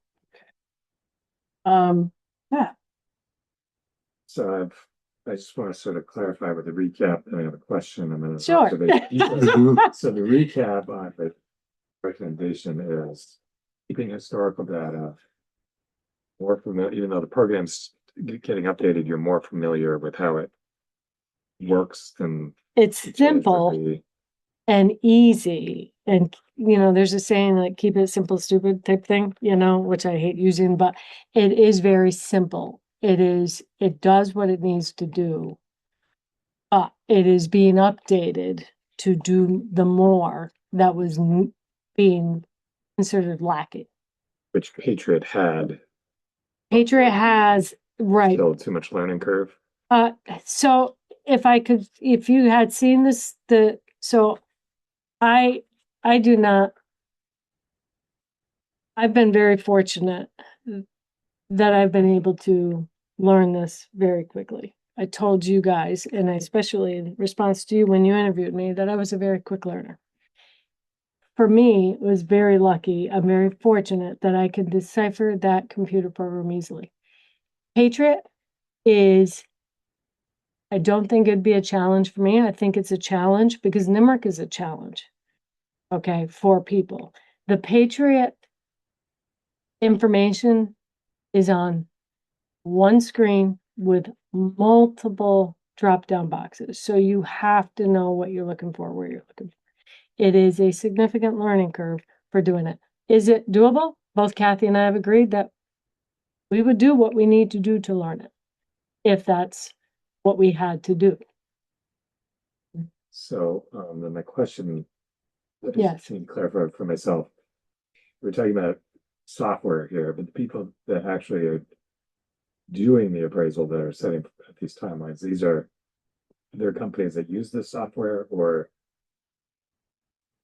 Okay, so yeah, no. So our job as listers is to maintain the grand list from the last appraisal. So the people who are doing appraisals are using the software that we use. So somebody would have to come in using the software we I have. think you said Ryan. Ryan would be install. So at one point he would have to be using both programs to be interacting the data. If we switched. If we switched. And then we would be completely in Patriot. But keep in mind, Patriot is not independent of NIMRIC. Patriot requires NIMRIC to create the grand list. So, but as far as the contractor for the reappraisal, he Mhm. can do either one, or I'm unclear what drives. No, he would be doing the Patriot. We would be required to maintain the NIMRIC. He would not be putting new information in the NIMRIC system while he's doing the reappraisal. We would have to have both in order to, because the Patriot's new, we would have nothing upon which to base the grand list for 2 years until he was done his reappraisal and Right. all the data was in. So we have to maintain the NIMRIC for that 2-year program to continue running a grand list each year. What I'm trying to Okay. understand is the difference in timeline of when the reappraisal can happen is because different contractors Different contractors have different schedules because NIMRIC is completely booked up until 29 when they can start and finish When it. you say NIMRIC, do you mean NIMRIC or do you mean NIMRIC. contractor that uses No, NIMRIC? no, NIMRIC itself, New England Municipal.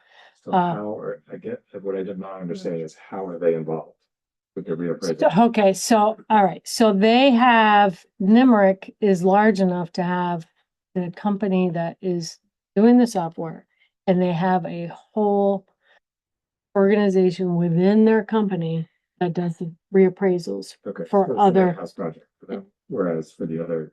It Patriot, is, it's a and NIMRIC has many of their staff that actually acts as assessors and listers in other towns. So they have a whole bevy of people that can do it. They have just teams that do this appraisal work. Then they have the team that does the software programs. So here's my concern. Yes. And I'm wondering, like, you can reflect on this later, and I don't Absolutely. know if you have enough data or a good enough crystal ball to try to assess this. My concern is that the fixes that you've identified that you think need to be done, and then let's just assume for the sake of discussion that you can make all those without having any legal problems. Assuming that's the case, my concern is that the impact of making those adjustments on this ultimate CLA, which of course is subject to factors that are outside of our control, would not sort of offset the difference that we might see in waiting the additional 2 years. It may not, and it may help. So your CLA is governed by spending. Let's just, we have a CLA, but how that CLA is affecting our education is based on the budgets that are being passed. So when a CLA is lower, and if it's lower on the same average across the state, you're going to be paying either the same as every other state, because now our towns are required to pay for statewide education and to bill, help make sure there's enough money to educate the entire state. So we all have our roles in all our towns. Our CLA is the more, the purpose of a reappraisal is not, it is to make sure every taxpayer of property, I put it this way, every property owner is being assessed what they should be and that they're paying what they need to be paying compared to their neighbor. It's the COD and the CLA. And that is why these numbers, we could have a full reappraisal and still have a CLA that tanks. Because it's based on spending, it's based on whether other, Don't think that's right. okay, well, I, The ultimate, what we have to pay is in part based on spending, but what the state says we have to pay varies dramatically based on how they tweak the formula. You could have a level funded budget, and what we have to pay goes up dramatically if our CLA goes down, which is what's happened this year. if our CLA goes down, right, but it's going down comparatively to other towns. Right. So And that's so- my concern is other towns are getting reappraisals done, and the more time goes on, the more hours it's going to drop. And so will that drop with time going on be much worse if we wait an additional 2 years versus? it Well, seems to me that that's let's say the- mobile that's the homes and debt concern. I study mean- isn't gonna make a huge.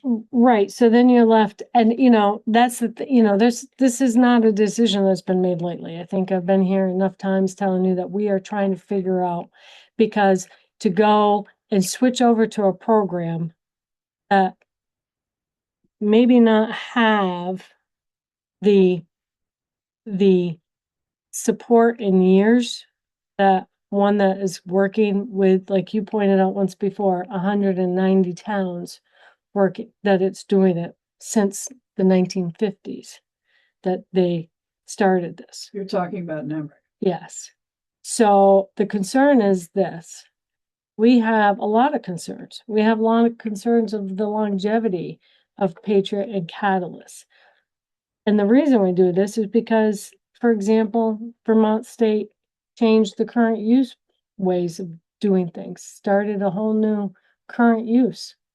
Well, this year they changed it and eliminated that 3 years later because it's not working. There are arguments, people on the Lister listserv commenting, petitioning that Catalyst, VT Pi, be dumped, that they haven't spent their time. That's Catalyst.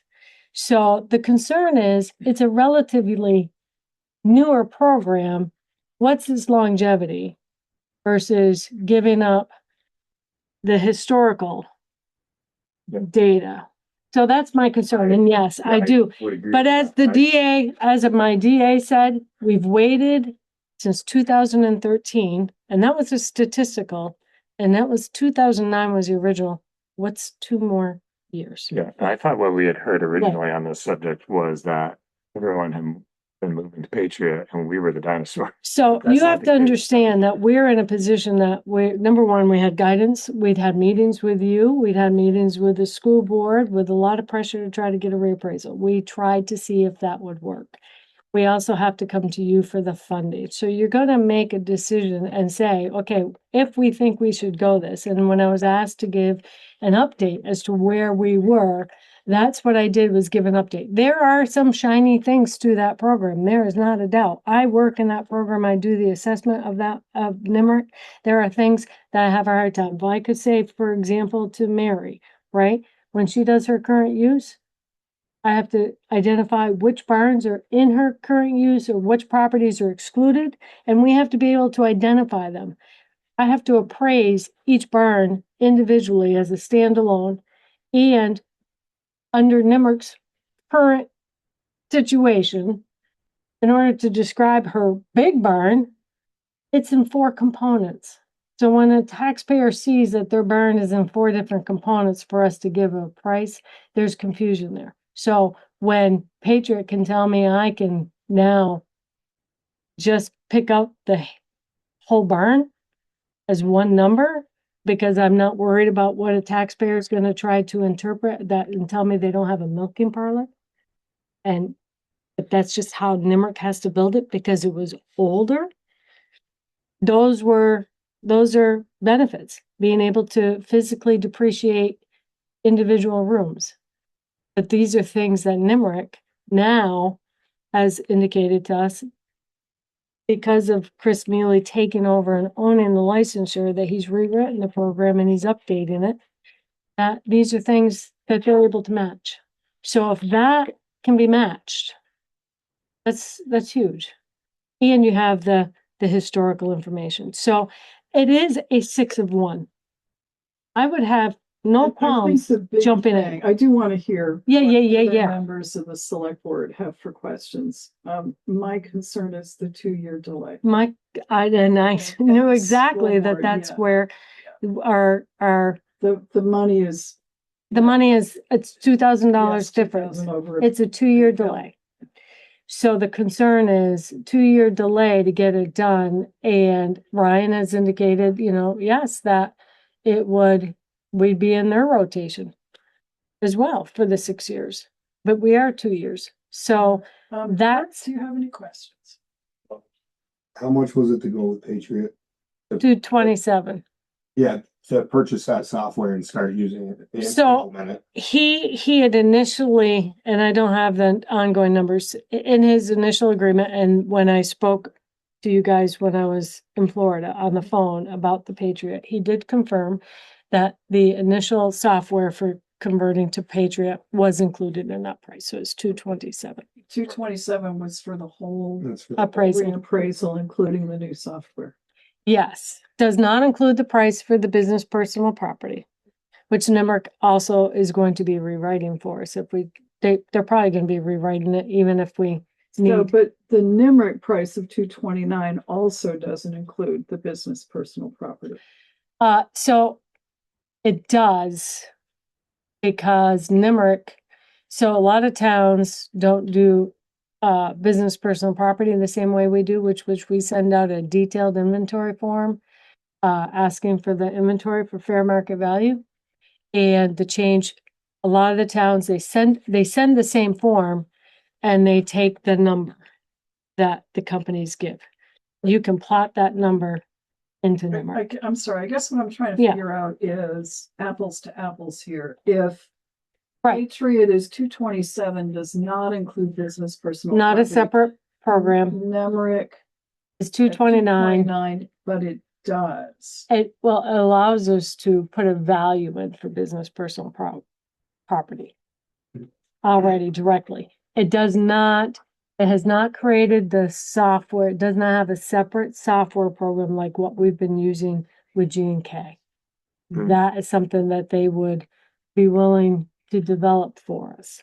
So that would be an additional expense. So it's an additional expense on both of them, And then we have a yearly expense with Patriot as well, I assume.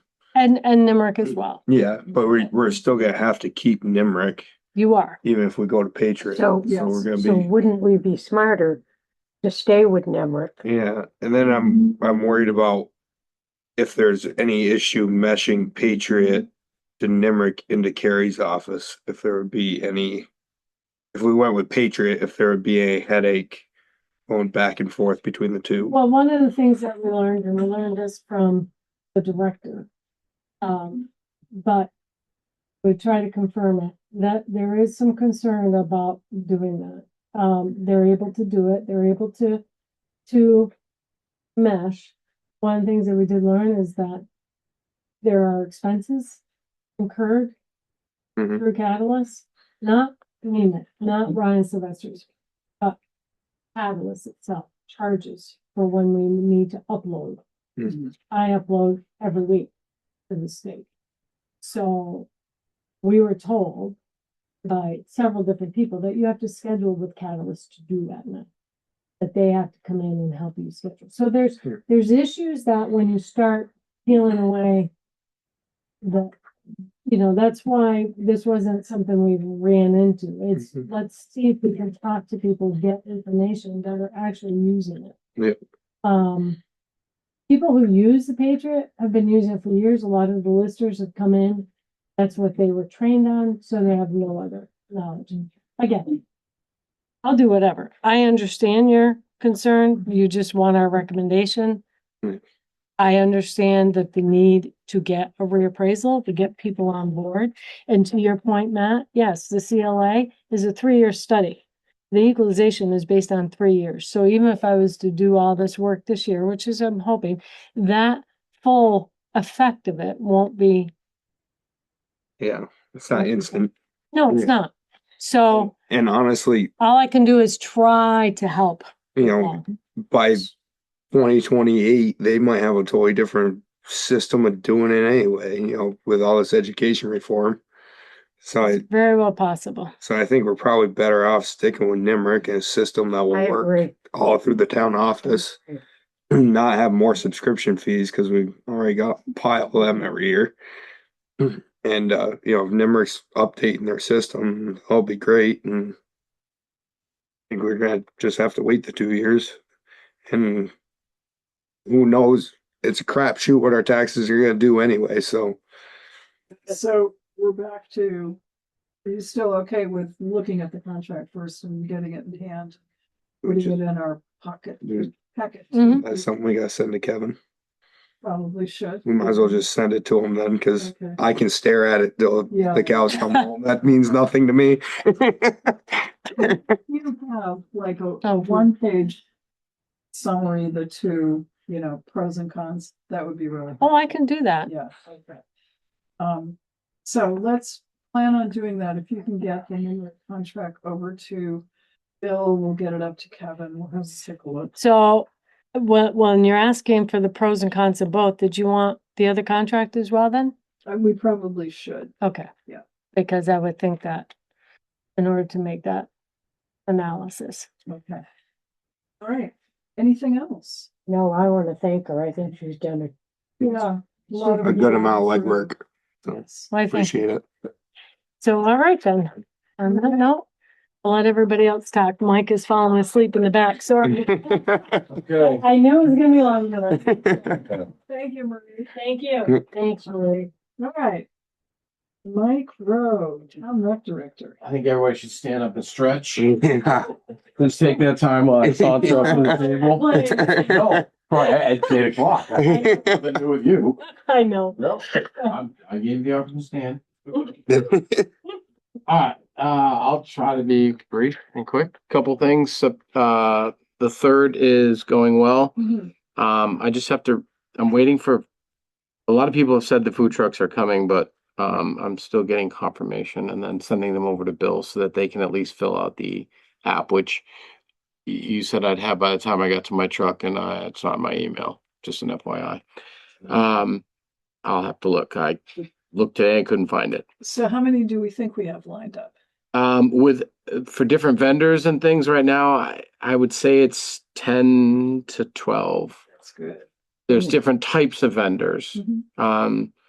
You know, if you want, if you say vendor, we also have, I got the call from the guy that has the aquatic pets or whatever I classify.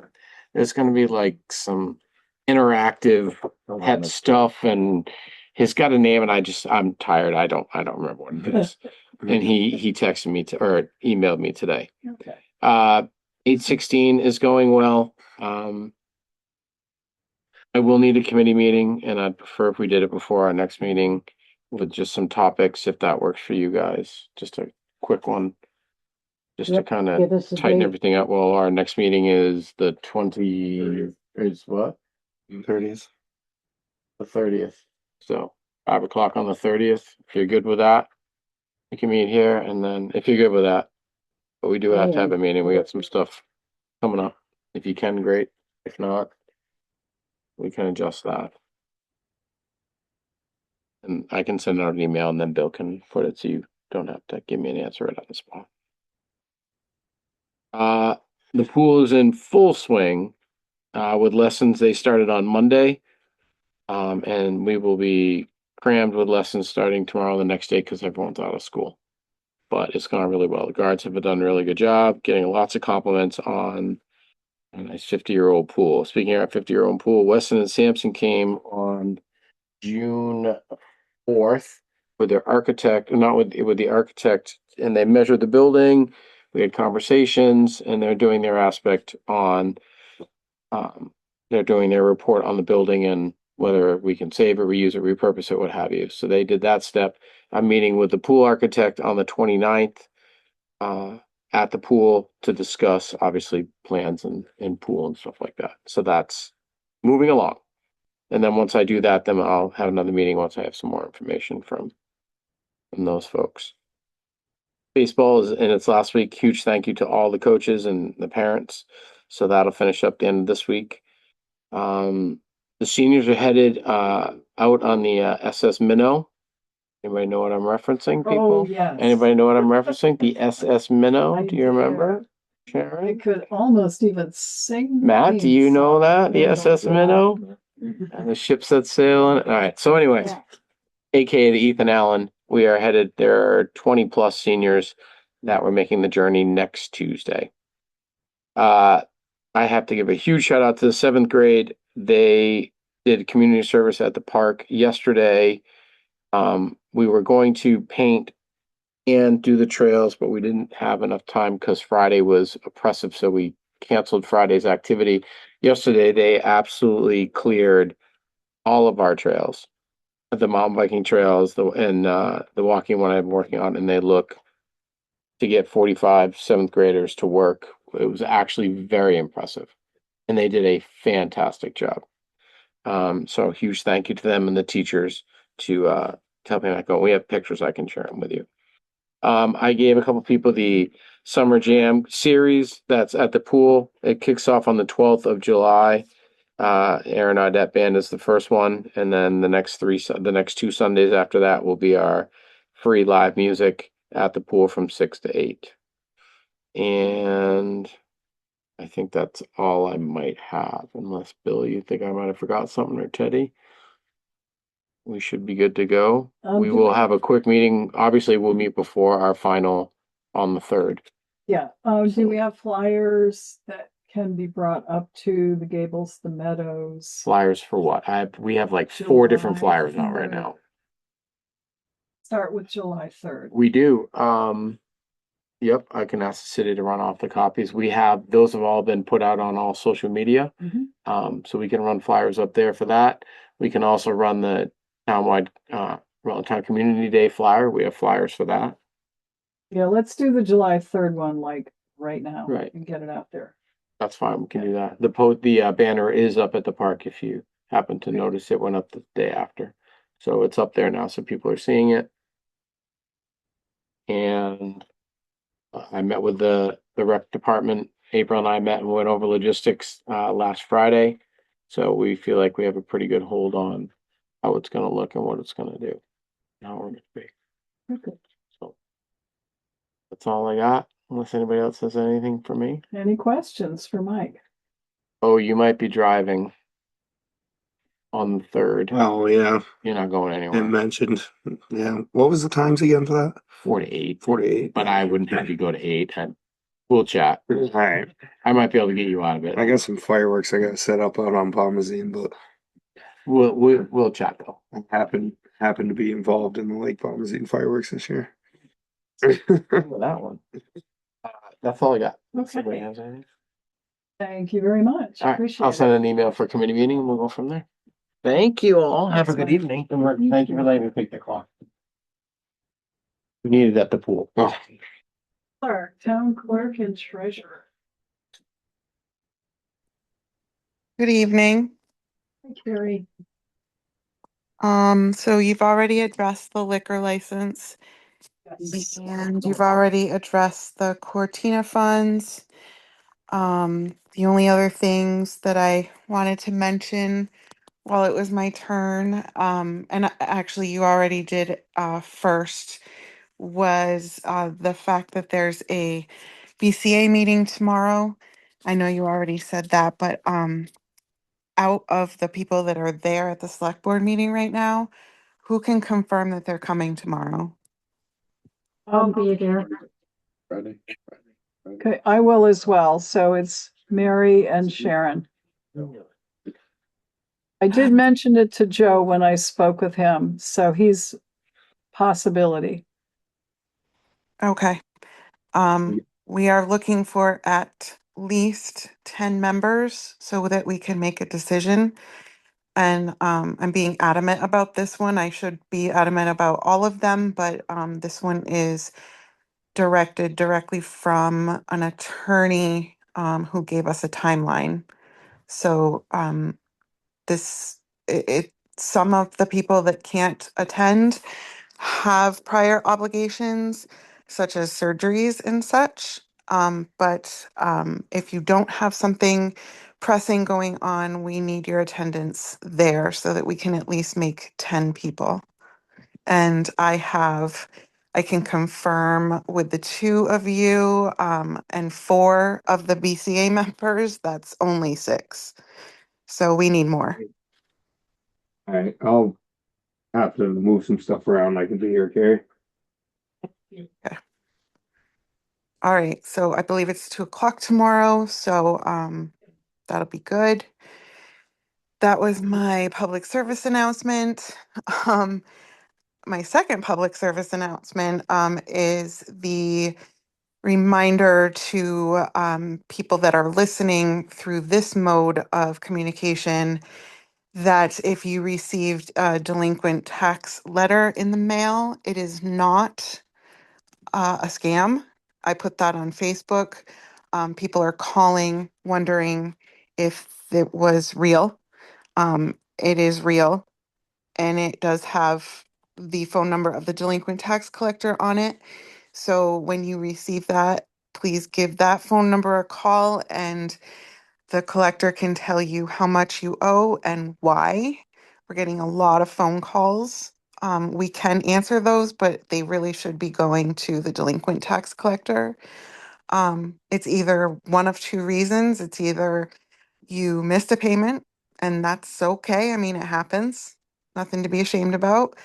Or your payment came to us late and it's been accruing interest. And I'd like to add to that that the town of Rutland for many years, before I came aboard, before many people came aboard as clerk and treasurer, made the decision that we would not send out reminders to our taxpayers. We do so for different ways of communication to remind everyone that tax payments are due. They have been stagnant. They haven't, the due dates have not moved in many years. So it's always been the 3 due dates. And there are several things out there to guide you with that and remind you. So it is the policy of the town not to send out reminders. And it is the responsibility of the taxpayer to take on that, to know what they are owed or what they need to pay and when they need to pay it. So that was my second thing. And let's see, I believe that might be it. I believe that's all I had. That's got something.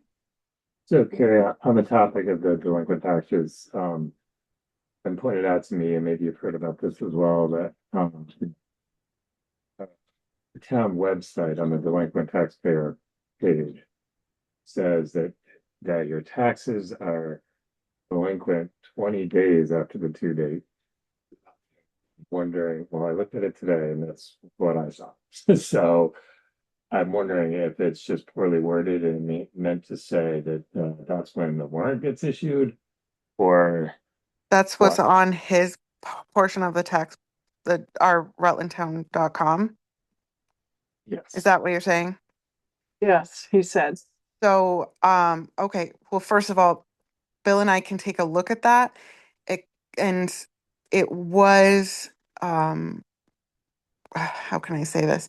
It was an invitation extended to our delinquent tax collector for many years to make sure that the information was correct. So, In the meantime, we can try to correct that. If that's what it says. It is correct as far as I'm sorry, it's incorrect, but as far as the warrant is issued is 20 days. It's delinquent the next day, then following May 11th, depending on the timing of the calendar. So we'll take a look at that, Bill and I. But Yeah, so I think reading that is implying there's some kind of grace period, but there's not. Once you get the next day, there's going to be a compound interest. correct. And I remember the last thing I was going to say. You guys were having a conversation. It is the last meeting of the fiscal year today. So there's no more after this. There's a meeting, but that's the new fiscal year. Meeting. Right, okay. Well, for purposes of when the money gets spent, It is, this is it. This is the number 26. This is it. Yeah. It will be coming out of the new budget next select board meeting. Okay. Anything for our town clerk or treasurer? Okay.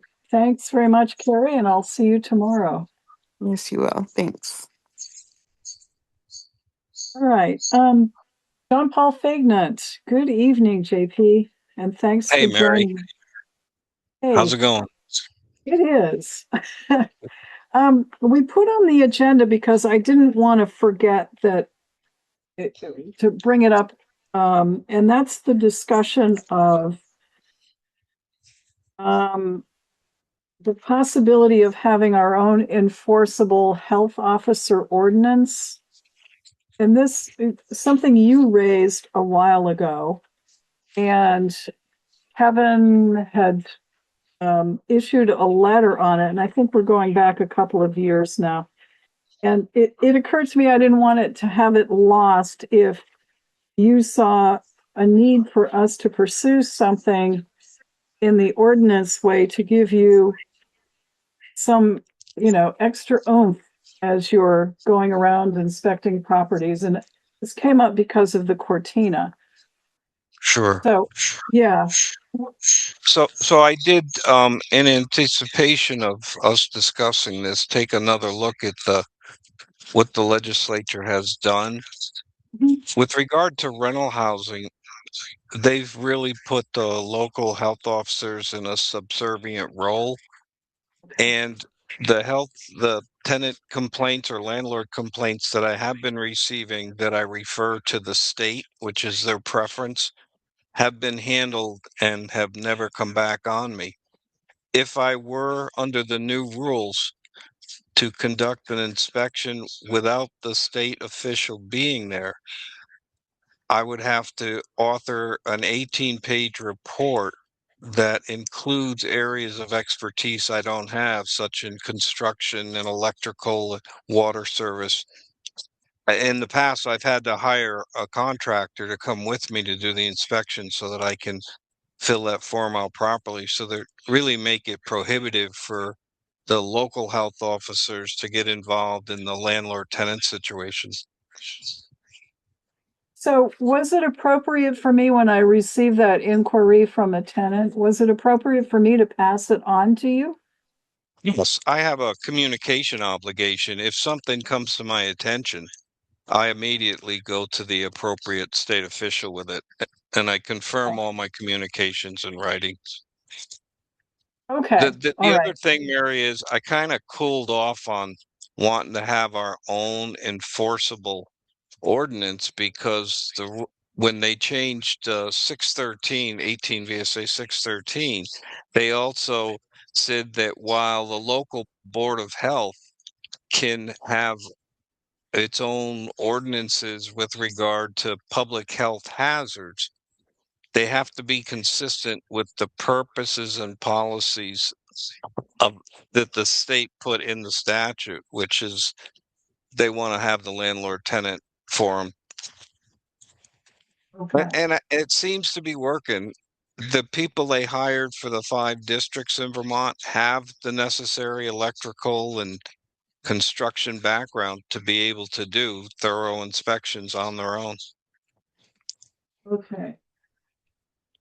All right, well, that's helpful. I did want to make sure that we didn't lose this somewhere and have it come back to bite us, but it sounds like it's okay if we just go with what the state has in place. And have you know, have them do the inspections because they're qualified to do so. Yes, and after we shut down the Cortina, they took that authority completely away from local health authorities. The statute reads that any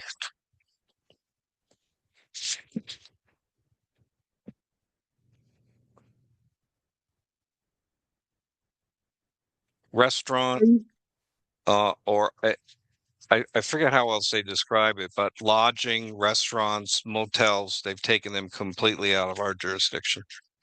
If we Okay. become aware of a public health hazard, we have a duty to report, but that's the extent of it. Oh. When are they, do you think, going to completely do away with local health officers? Well, the discussion is around the need that nobody else wants to do, or the state's not interested, like dog bites and animal control. And there are still some limited duties for health officers. I can certainly, as a conduit, sometimes town residents are more comfortable calling me than the state, or they need some help in just coordinating those communications. We still have a role to play in that. But yeah, they pretty much have centralized the health department services. Okay. All right. Well, thank you for Sure. hanging on to come in and go over this. And now we can just mark this as one we don't need to deal with. So I appreciate Yeah. your help with that. Okay. You're welcome. Have a good evening. Have a good evening. Thank you. Good night. Good night. Okay, Barbara Pulling, Town Planning Commission Chair. Good evening. Good evening. I guess I'll start with, do you need us, the Planning Commission, to do something in regards to the changes to the subdivision bylaws? That's kind of a Bill question, so I'm gonna have Bill talk about that too. Yes. The short answer is yes. Okay. Has to go back to the planning commission for comment because you changed a definition. Their comment can be like, cool, and then it comes back to you. So, but it has to go back to them to comment on your change. Now, does the whole ordinance go back or just they should be Well, it's the whole notified thing, of the change? because when Kev was looking at contact, but it's a definition change is substantive. Okay, So it just goes back to them. They say, yep, it looks good. And then it comes back to you. And then we go for our 2 hearings. okay. So we probably need a motion for that, Bill? I don't really, he didn't really say about that. So I think, I don't know. I mean, it doesn't hurt to do one, but From us? to go back to the planning commission, Okay. send it back to them for comment. Again, this came up on the issue of lease triggering a requirement to get a subdivision. And we discussed it a little bit last meeting. And decided if there were a time limitation on it, and Kevin recommended we use the definition of a lease of 50 years or longer because that tracked what's in the transfer tax return. So with that, then it would be clear that any shorter lease would not trigger an automatic subdivision review requirement to get a subdivision permit. Clear as mud on that, folks? Anybody want to make a motion? Send that issue back to the planning commission for comment. Yep. Okay. Motion's been made and seconded. Any further discussion? Are we okay with going with the 50-year recommendation as proposed by our town council? He, it looks like Kevin also changed, again, this is even more minor. We had a line in there that said municipal boundaries do not create a subdivision. He added and public highways. Yeah, I think he was probably tracking. Do you also, maker of the motion, want to include that language? Kevin said. Right, and seconder of the motion? Second. Okay, yes, both issues. Okay. Um, Okay. All in favor of sending those two issues back to the planning commission for comment, please say aye. Aye, motion carries 4-0. Yeah, but Kurt had one and raised the question of performance bonds. And yeah. Yeah, it was, Oh, wait, yeah, go ahead. I'm not sure. I mean, there's performance bonding and it's, I don't know. It seems to me kind of loose as to when and how it might get implemented. And it kind of seems like it's just kind of at the discretion of the planning commission as to when a performance bond might be required or not. I don't know if that tracks with the old ordinance or where it came from, but I know if it's a simpler subdivision, I know you're going to put people at disadvantage having to get performance bonding. I go through performance bonding. It's a pain in the butt. So I don't, it's just something to be aware of. I'm not sure if there's a better way to write it. I guess it does say it's for, where there's possible impacts on municipal infrastructure. But, I was still reading that and trying to digest it. Pretty sure it was in the previous ordinance. Yeah. Yeah, and especially because I think it's a 3-year bond, if I remember. Yeah, but the select board is the one that actually has to approve its terms, and Yeah. the planning commission makes a recommendation, but the select board to say yes or no. Yeah. That's as currently in this draft. Yeah. Yes. Okay. But the planning commission can make a recommendation, says like, hey, this is a big deal. You could require this, and the select board can say, yes, we can with these terms, or no, we don't want it. Okay. right. Yep. Is that satisfactory? I suppose. Yeah. Because if we're sending stuff back to the planning commission, this would be the time. Yeah. Yeah. We all set with the two issues previously identified? Okay. Did we vote on that? Yes, we did. The Did you want any other motions? I think we're good for Okay, now. so I think we're all set, and then once it comes back, Bill has to warn it for 15 days. Yes, we're gonna do two meetings, so we're gonna do the 2 meetings in July, we will warn for public hearings. Okay. Very good. Go for that. Okay. Did that answer your process question, Barbara? Yes, it did. Thank you. We're also working away on the signage for the historical signs for the Pocket Park. Looks like we can probably combine them into 4 separate signs and then have some additional information on the kiosk. The 4 would be Indigenous, the use of the area as a crossroads, for military purposes, and then for settling, and then maybe get into some of the earliest mills there, or hold the early mills and maybe do that with the marble industry that grew up there. It grew from like nothing to like one of the largest marble companies in the world. So those 3, and then the 4th would be GMP hydro. So we're making some progress there.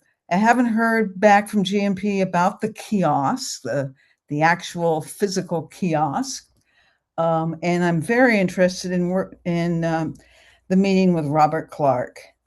So, I see what he's doing there, but it seems like there are some things that were omitted in that conceptual Yeah. design. So So I think on your desk, you have the folded up conceptual design from Robert Clark.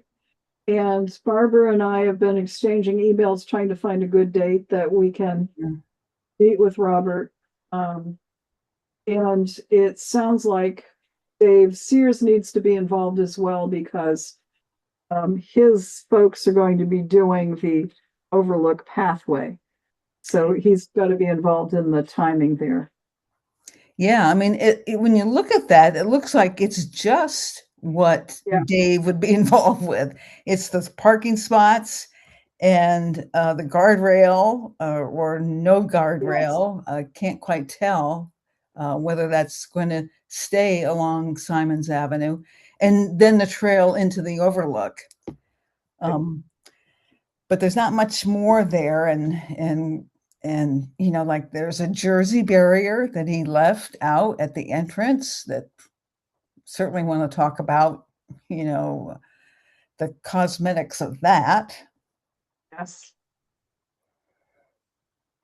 And I think that's the purpose of having done the sketch plan, so that we can refine that when we meet with them. So get your comments to us, folks. I think the Jersey barrier is existing. Yeah, I think it is going to come out in those two square posts on each side of the path. And then the guardrail gets moved back. It's just, you can see where the guardrail gets moved back for the parking. There starts to be a drop off. So I hope there is room for the parking and the guardrail. So I don't think we want to lose the guardrail. No, I think there is a guardrail. No, there's a guardrail. Yeah. And he probably has a cut and fill in order to fill that to get the parking. Yeah, he was asking about whether we wanted parallel parking there. And that would be one of the questions, I think, in our first meeting. He's got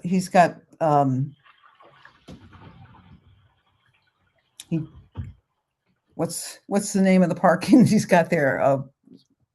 Yeah, that's parallel parking. Yeah. Well, what about angled parking? Should we suggest that there? You might be able to. Yeah, it depends on the grading and how much real estate there is. Yeah, that's although not. It looks like, looking at the contours, there's plenty of room. Yeah. That 490 line here, 493, 491's way out off the road. So there should be room to do it. Yeah, that would give us a few more spots. Yeah, okay. So we'll continue to try and find time to meet with Dave. Yeah. We're going to get your ideas to us for anything that you spot on the sketch plan. Okay. What else? Nothing from me, unless you folks have something.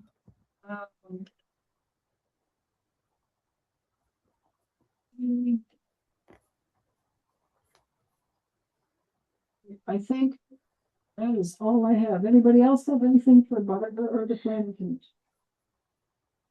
Hey, thanks for holding on. Let's have a good rest of your evening. Okay, I hope your meeting ends soon.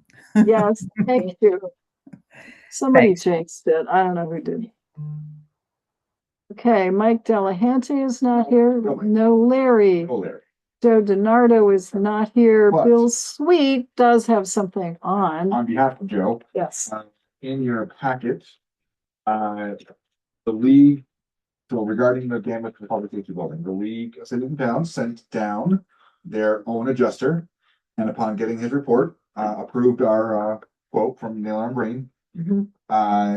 But because of the amount of the loss, they needed us to have a sworn statement, proof of loss, property document, which you have in front of you. Mhm. The original in the pink folder, and it is from us stating that we did indeed for this loss in that amount. And then this part that says loss did not originate by any. Yeah. Yada, yada, yada. Didn't What was we that look part? into it? It was the accident by the town's highway department. So it was kind of So sort it of. said loss did not originate by hand.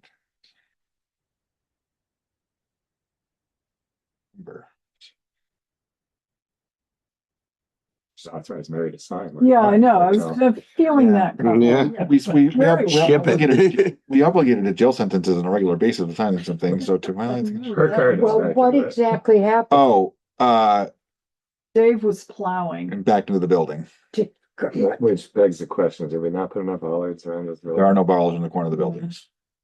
They were not designed, it was not part of the design. They are not there. All right. That's separate conversation about, Backup warning on the truck. it works, but not with a sander in it. That's the problem. Okay, how about if because I'm good at this stuff. How about after said loss did not originate by any act, design, or procurement on the part of the member, except that We did it. the town highway crew caused damage while plowing near the facility. Do we ask for clarification? Or just take it out. It's like nothing's been done without the consent of the member to violate the conditions of the coverage document or render it void. So, Okay, so I guess essentially you're saying it wasn't malicious or something. right. Which, that's a separate. The said representation. loss did originate by an accidental act. Yeah, it's pretty well documented what happened. Yeah. I mean, Mary's signing, so whatever. For help. I mean, we can ask for clarification, try again It's 2 not weeks. gonna come visit me nearly enough. Seems like they need to tell us. But that's I don't think there's enough in the miscellaneous. our own mistakes. Yeah. We've done that before. I don't think there's enough in This is the regular. there's not enough in the miscellaneous. Special line for bail. Rutland town Who was driving the plow? Boss. highway department. Uh-oh. It's not a bumper, I mean. There's a whole story, but it's okay. It's This, I can live without the story. the said loss was caused by an accident involving town highway department plowing near and into the facility. Yeah, I guess it'd be easy to just ask for clarification. Okay, Because So what do we do to prevent it again? well, don't do Don't it. let him drive? Don't do it again. have the guy that does the route do the route, not the other guy. yeah, so do we send it back and just, do we circle this? Yeah. I can do that's fine. All right, I'm gonna circle this and I'll put this in the pink folder Okay. and you can ask them for it, obviously. Sounds great. Yeah. So that's I think that's it for the packet. Yeah, that's it for the packet. Okay. So on the desk you had the Pocket Park map. Mhm. And you had some information we received from the Regional Planning Commission about some municipal energy project funding. Oh, I saw. Because we did not get the implementation grant, we have a free window to apply for the grant. That's the one we had the energy study done, but we didn't qualify for any of the implementation money because we were a medium town, not a high usage town. So they gave it to other people. So we could take some of the most recommendations were nothing that was earth shattering. That's part of the reason too. So, but it's zero interest financing. So Yeah. we can borrow the money, but we still got to pay it back, but we don't pay any interest. So it's not a grant. It's not a forgivable loan. But if something we want to do, that would pay for it. Do we have any projects that I mean, I Really? would thinking the downstairs here. but- Yeah, but there's not, but the There's only no thing for comments. downstairs would be heat pumps, which we're put in downstairs, but really without doing that's the part of the problem is the layout of those was designed around the remodel. So until the remodel is like, Yeah, it's a, all right. so This is one of there. those received on the. Yeah, record. I don't think there's really much we're able to do with it at this point, so. Alrighty. And then, let's see, so you had shared use path, did the subdivision, the new edition of the circle was emailed, to me just the other day, so it is now on the website. Printed copies will be in the office when they arrive. Did Kevin ever follow up about the right-of-way excavation ordinance? We still haven't gotten anything. I haven't heard back from him on that. And we wanted to get that in place before we paved the roads around, because Yeah, before a brand new road goes, you get fog up. so he had one question for me, which I answered several months ago, and I haven't heard back from him on it. So it'd be nice to get that one wrapped up. Okay. Kari talked about earlier, there was her office has been getting a lot of phone calls about the letters that Don had sent out. So she made an informational post online to help. We made a clarifying post to help some more. We added to it. So what I had done was I see the reference that was, it's not 20 days after the due date, which is essentially what it said, is that's when the warrant is issued 20 days after. It's not 20. So there's no actual grace period. So that is fixed. Website. Yes. So we added, I went on to the statute and some other resources, and I added a lot more background for what his responsibility is, and that it's an elected position, and that it's his own position, and that the select board has no authority over his practices and things like that. So directed everybody to that. So so to kind of help with that. Don called and said he wanted to be defending himself in the post. And I said, that's not a good forum to do that. So he says, but I get a lot of the same phone calls all the time. I said, great. So here's what I want you to do. I want you to put together the list of these questions you're getting asked all the time and send them to me with the answers you want. And we will put that together and put that online. Within about 2 hours, it appeared in my inbox. So I will get that up there as soon as I can, but it's typically this time of year that those messages come through to him, because it's when the greatest concentration of these occur. So we have, he is not going to go on a campaign to correct the record. I said, trying to do that online is not going to get the result you're hoping for. So we fixed that. Did have a nice meeting last week with Sarah Pelkey from the chamber. She came and talked. Oh, Sarah Furman. Sarah Furman. No, Sarah Furman did not come. There's Sarah and Sarah. Sarah Furman's the new Sarah. Sarah Pelkey is the slightly less new Furman, or slightly less new Sarah. So she was great. Done first. Yeah, I know. So it's Sarah and Sarah. So we talked a lot about Quality Lane. I did go to the meeting, the Capitol for the day. Yep. And I was out there for the Clerk cookie cutters, which is just an amazing operation. They are the largest cookie cutter manufacturer in the world. Pretty amazing. And so I talked to her for a little bit there, and she came over and we talked a lot about there's actually quite a substantial parcel of land that the Rutland Industrial Development Corporation owns at the end of Quality Lane, which is currently doing nothing. So they're like, oh, she's like, oh, that actually is ours. Oh, and look, so there's a lot of things. So there's more conversations to come.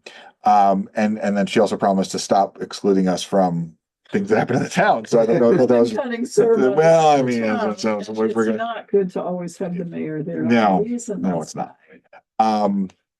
So we're so that was good. And then so that's kind of all the topics I have. But tomorrow I'm planning to be here long enough to do the minutes, which is now going to take me longer than I hoped for.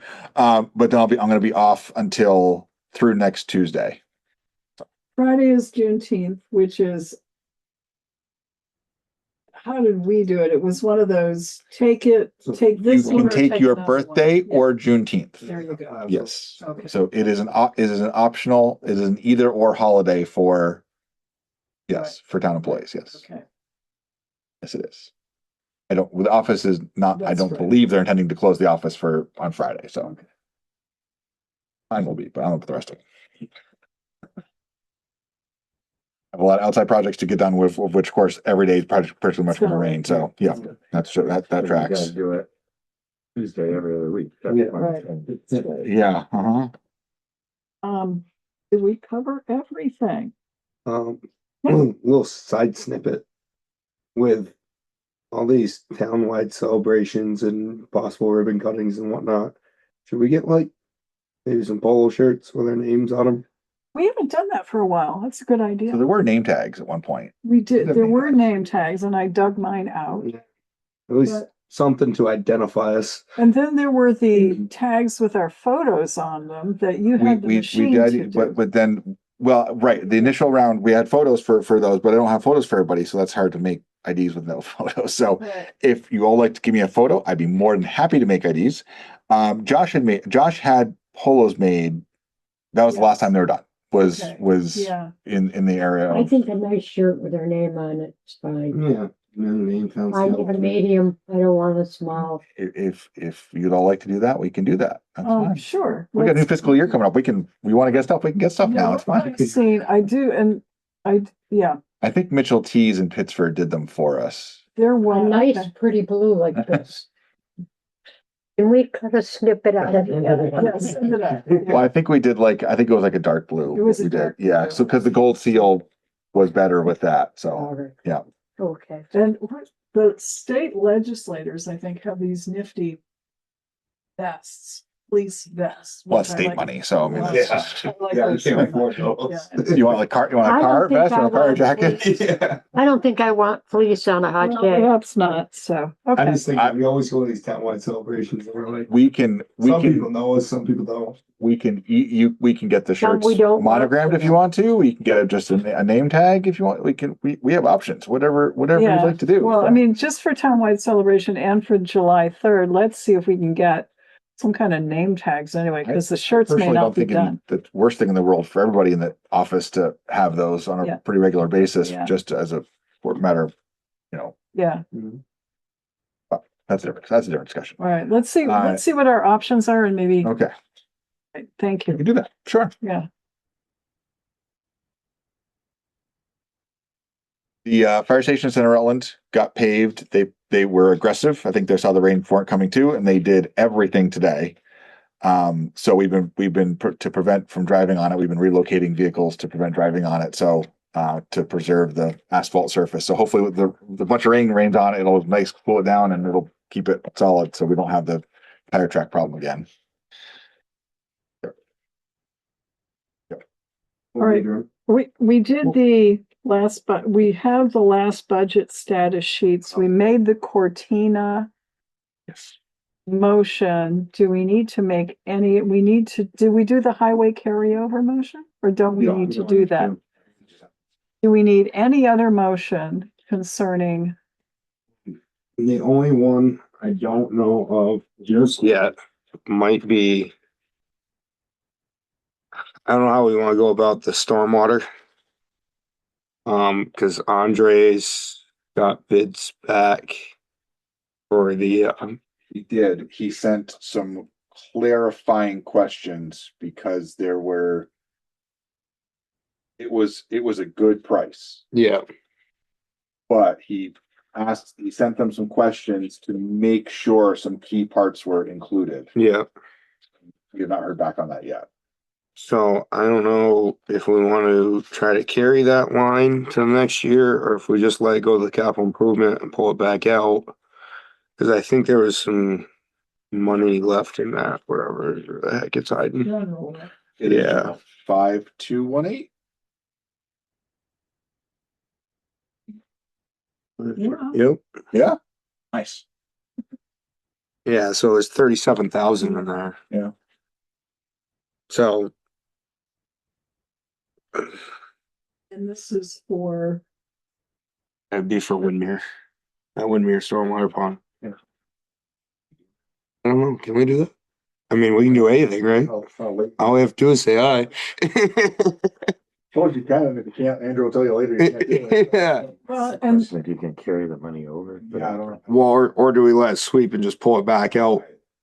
It's the same. Yeah, it seemed.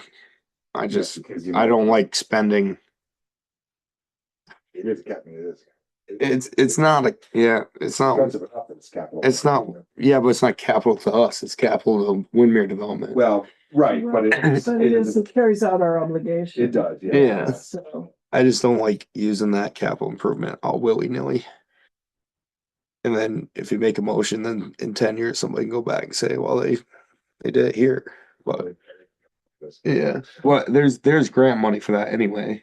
Well, so that was the problem, is the construction, we have that stormwater grant, which now we can't use it for construction. It was apparently unclear, and now it's clear, we cannot use it for construction. Of course it can. So we had a $200,000 grant.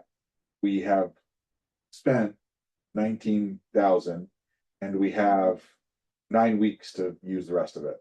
Yeah. $100,000. Yes. Yeah. Big grant. Than construction. And we can't Design do essentially. the problem, so some of that a little bit came off the rails when Velco said not in our right of way, so Yeah. that caused a problem. So, yeah, it's So we're gonna give up part of the grant money back to the state. we can't. It's for design. It's for design, and we We've were designed going for everything. construction, right? And we applied. The intent was for construction. Yeah. The design work You is. can't, we couldn't use that money because this, expanding this stormwater pond is regulatory, and the money couldn't be used for anything regulatory. Yeah. Oh, Dave. It's Yeah. regulatory for MS4. Well, the design is also regular. Well, and this 37,000 is part of that? No, this was money. It was our match? Based upon Andres's scope of services. He says, this is what I anticipate you needing to contribute from the town. Okay, That's what's left. okay.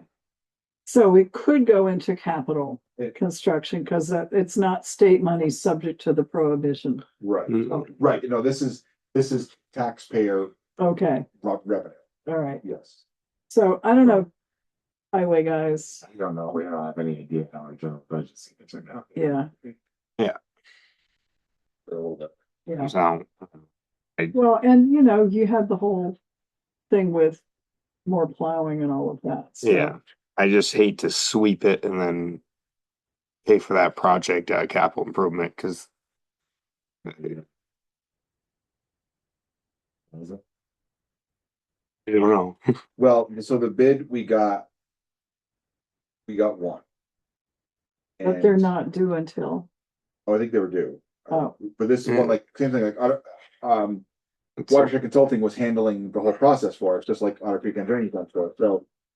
So he asked some questions, because there were some aspects of the project which are included in the bid specs, but he wanted to make sure they knew were in the bid specs, and that their bid didn't exclude them accidentally, oh, so.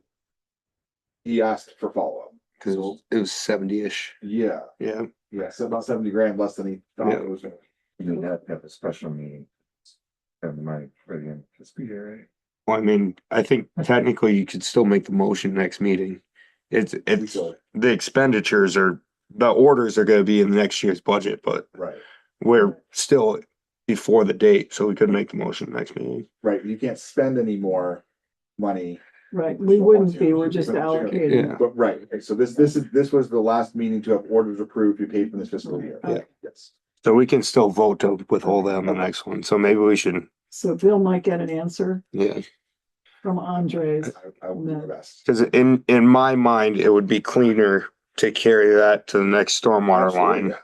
and then expend it than to put it into a capital improvement fund, which in my eyes should be spent on like building improvements and then dump it into an infrastructure improvement in a private neighborhood. I mean, so I think it'd be cleaner to keep it here if we can. So just remember we should do that. Yeah, maybe we should put that.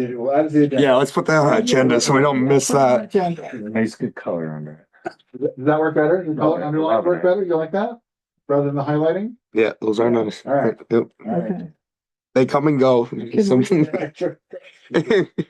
all right, so that, and then of course we have the Nemrick versus My first Patriot. Patriot. Yeah. Here we go, we can fight it. Yeah. No. Anything else? We did cover everything. You're good. Oh, committee meeting, fire, anything from that? No. It was just a recommendation from, they met minutes before the last meeting, so that's, Oh, okay, I couldn't do them in time, so okay, that's why they're here now. and that was for the municipal impact question, okay. Chris does need a character meeting for some ordinance work that he wants to do. But that's- All right, Let's do it. another time. I don't have anything else. All right, we'll do adjourn. Motion is made and seconded to adjourn, all in favor, please say aye. Aye. Aye. Motion carries 4-0. Thank you.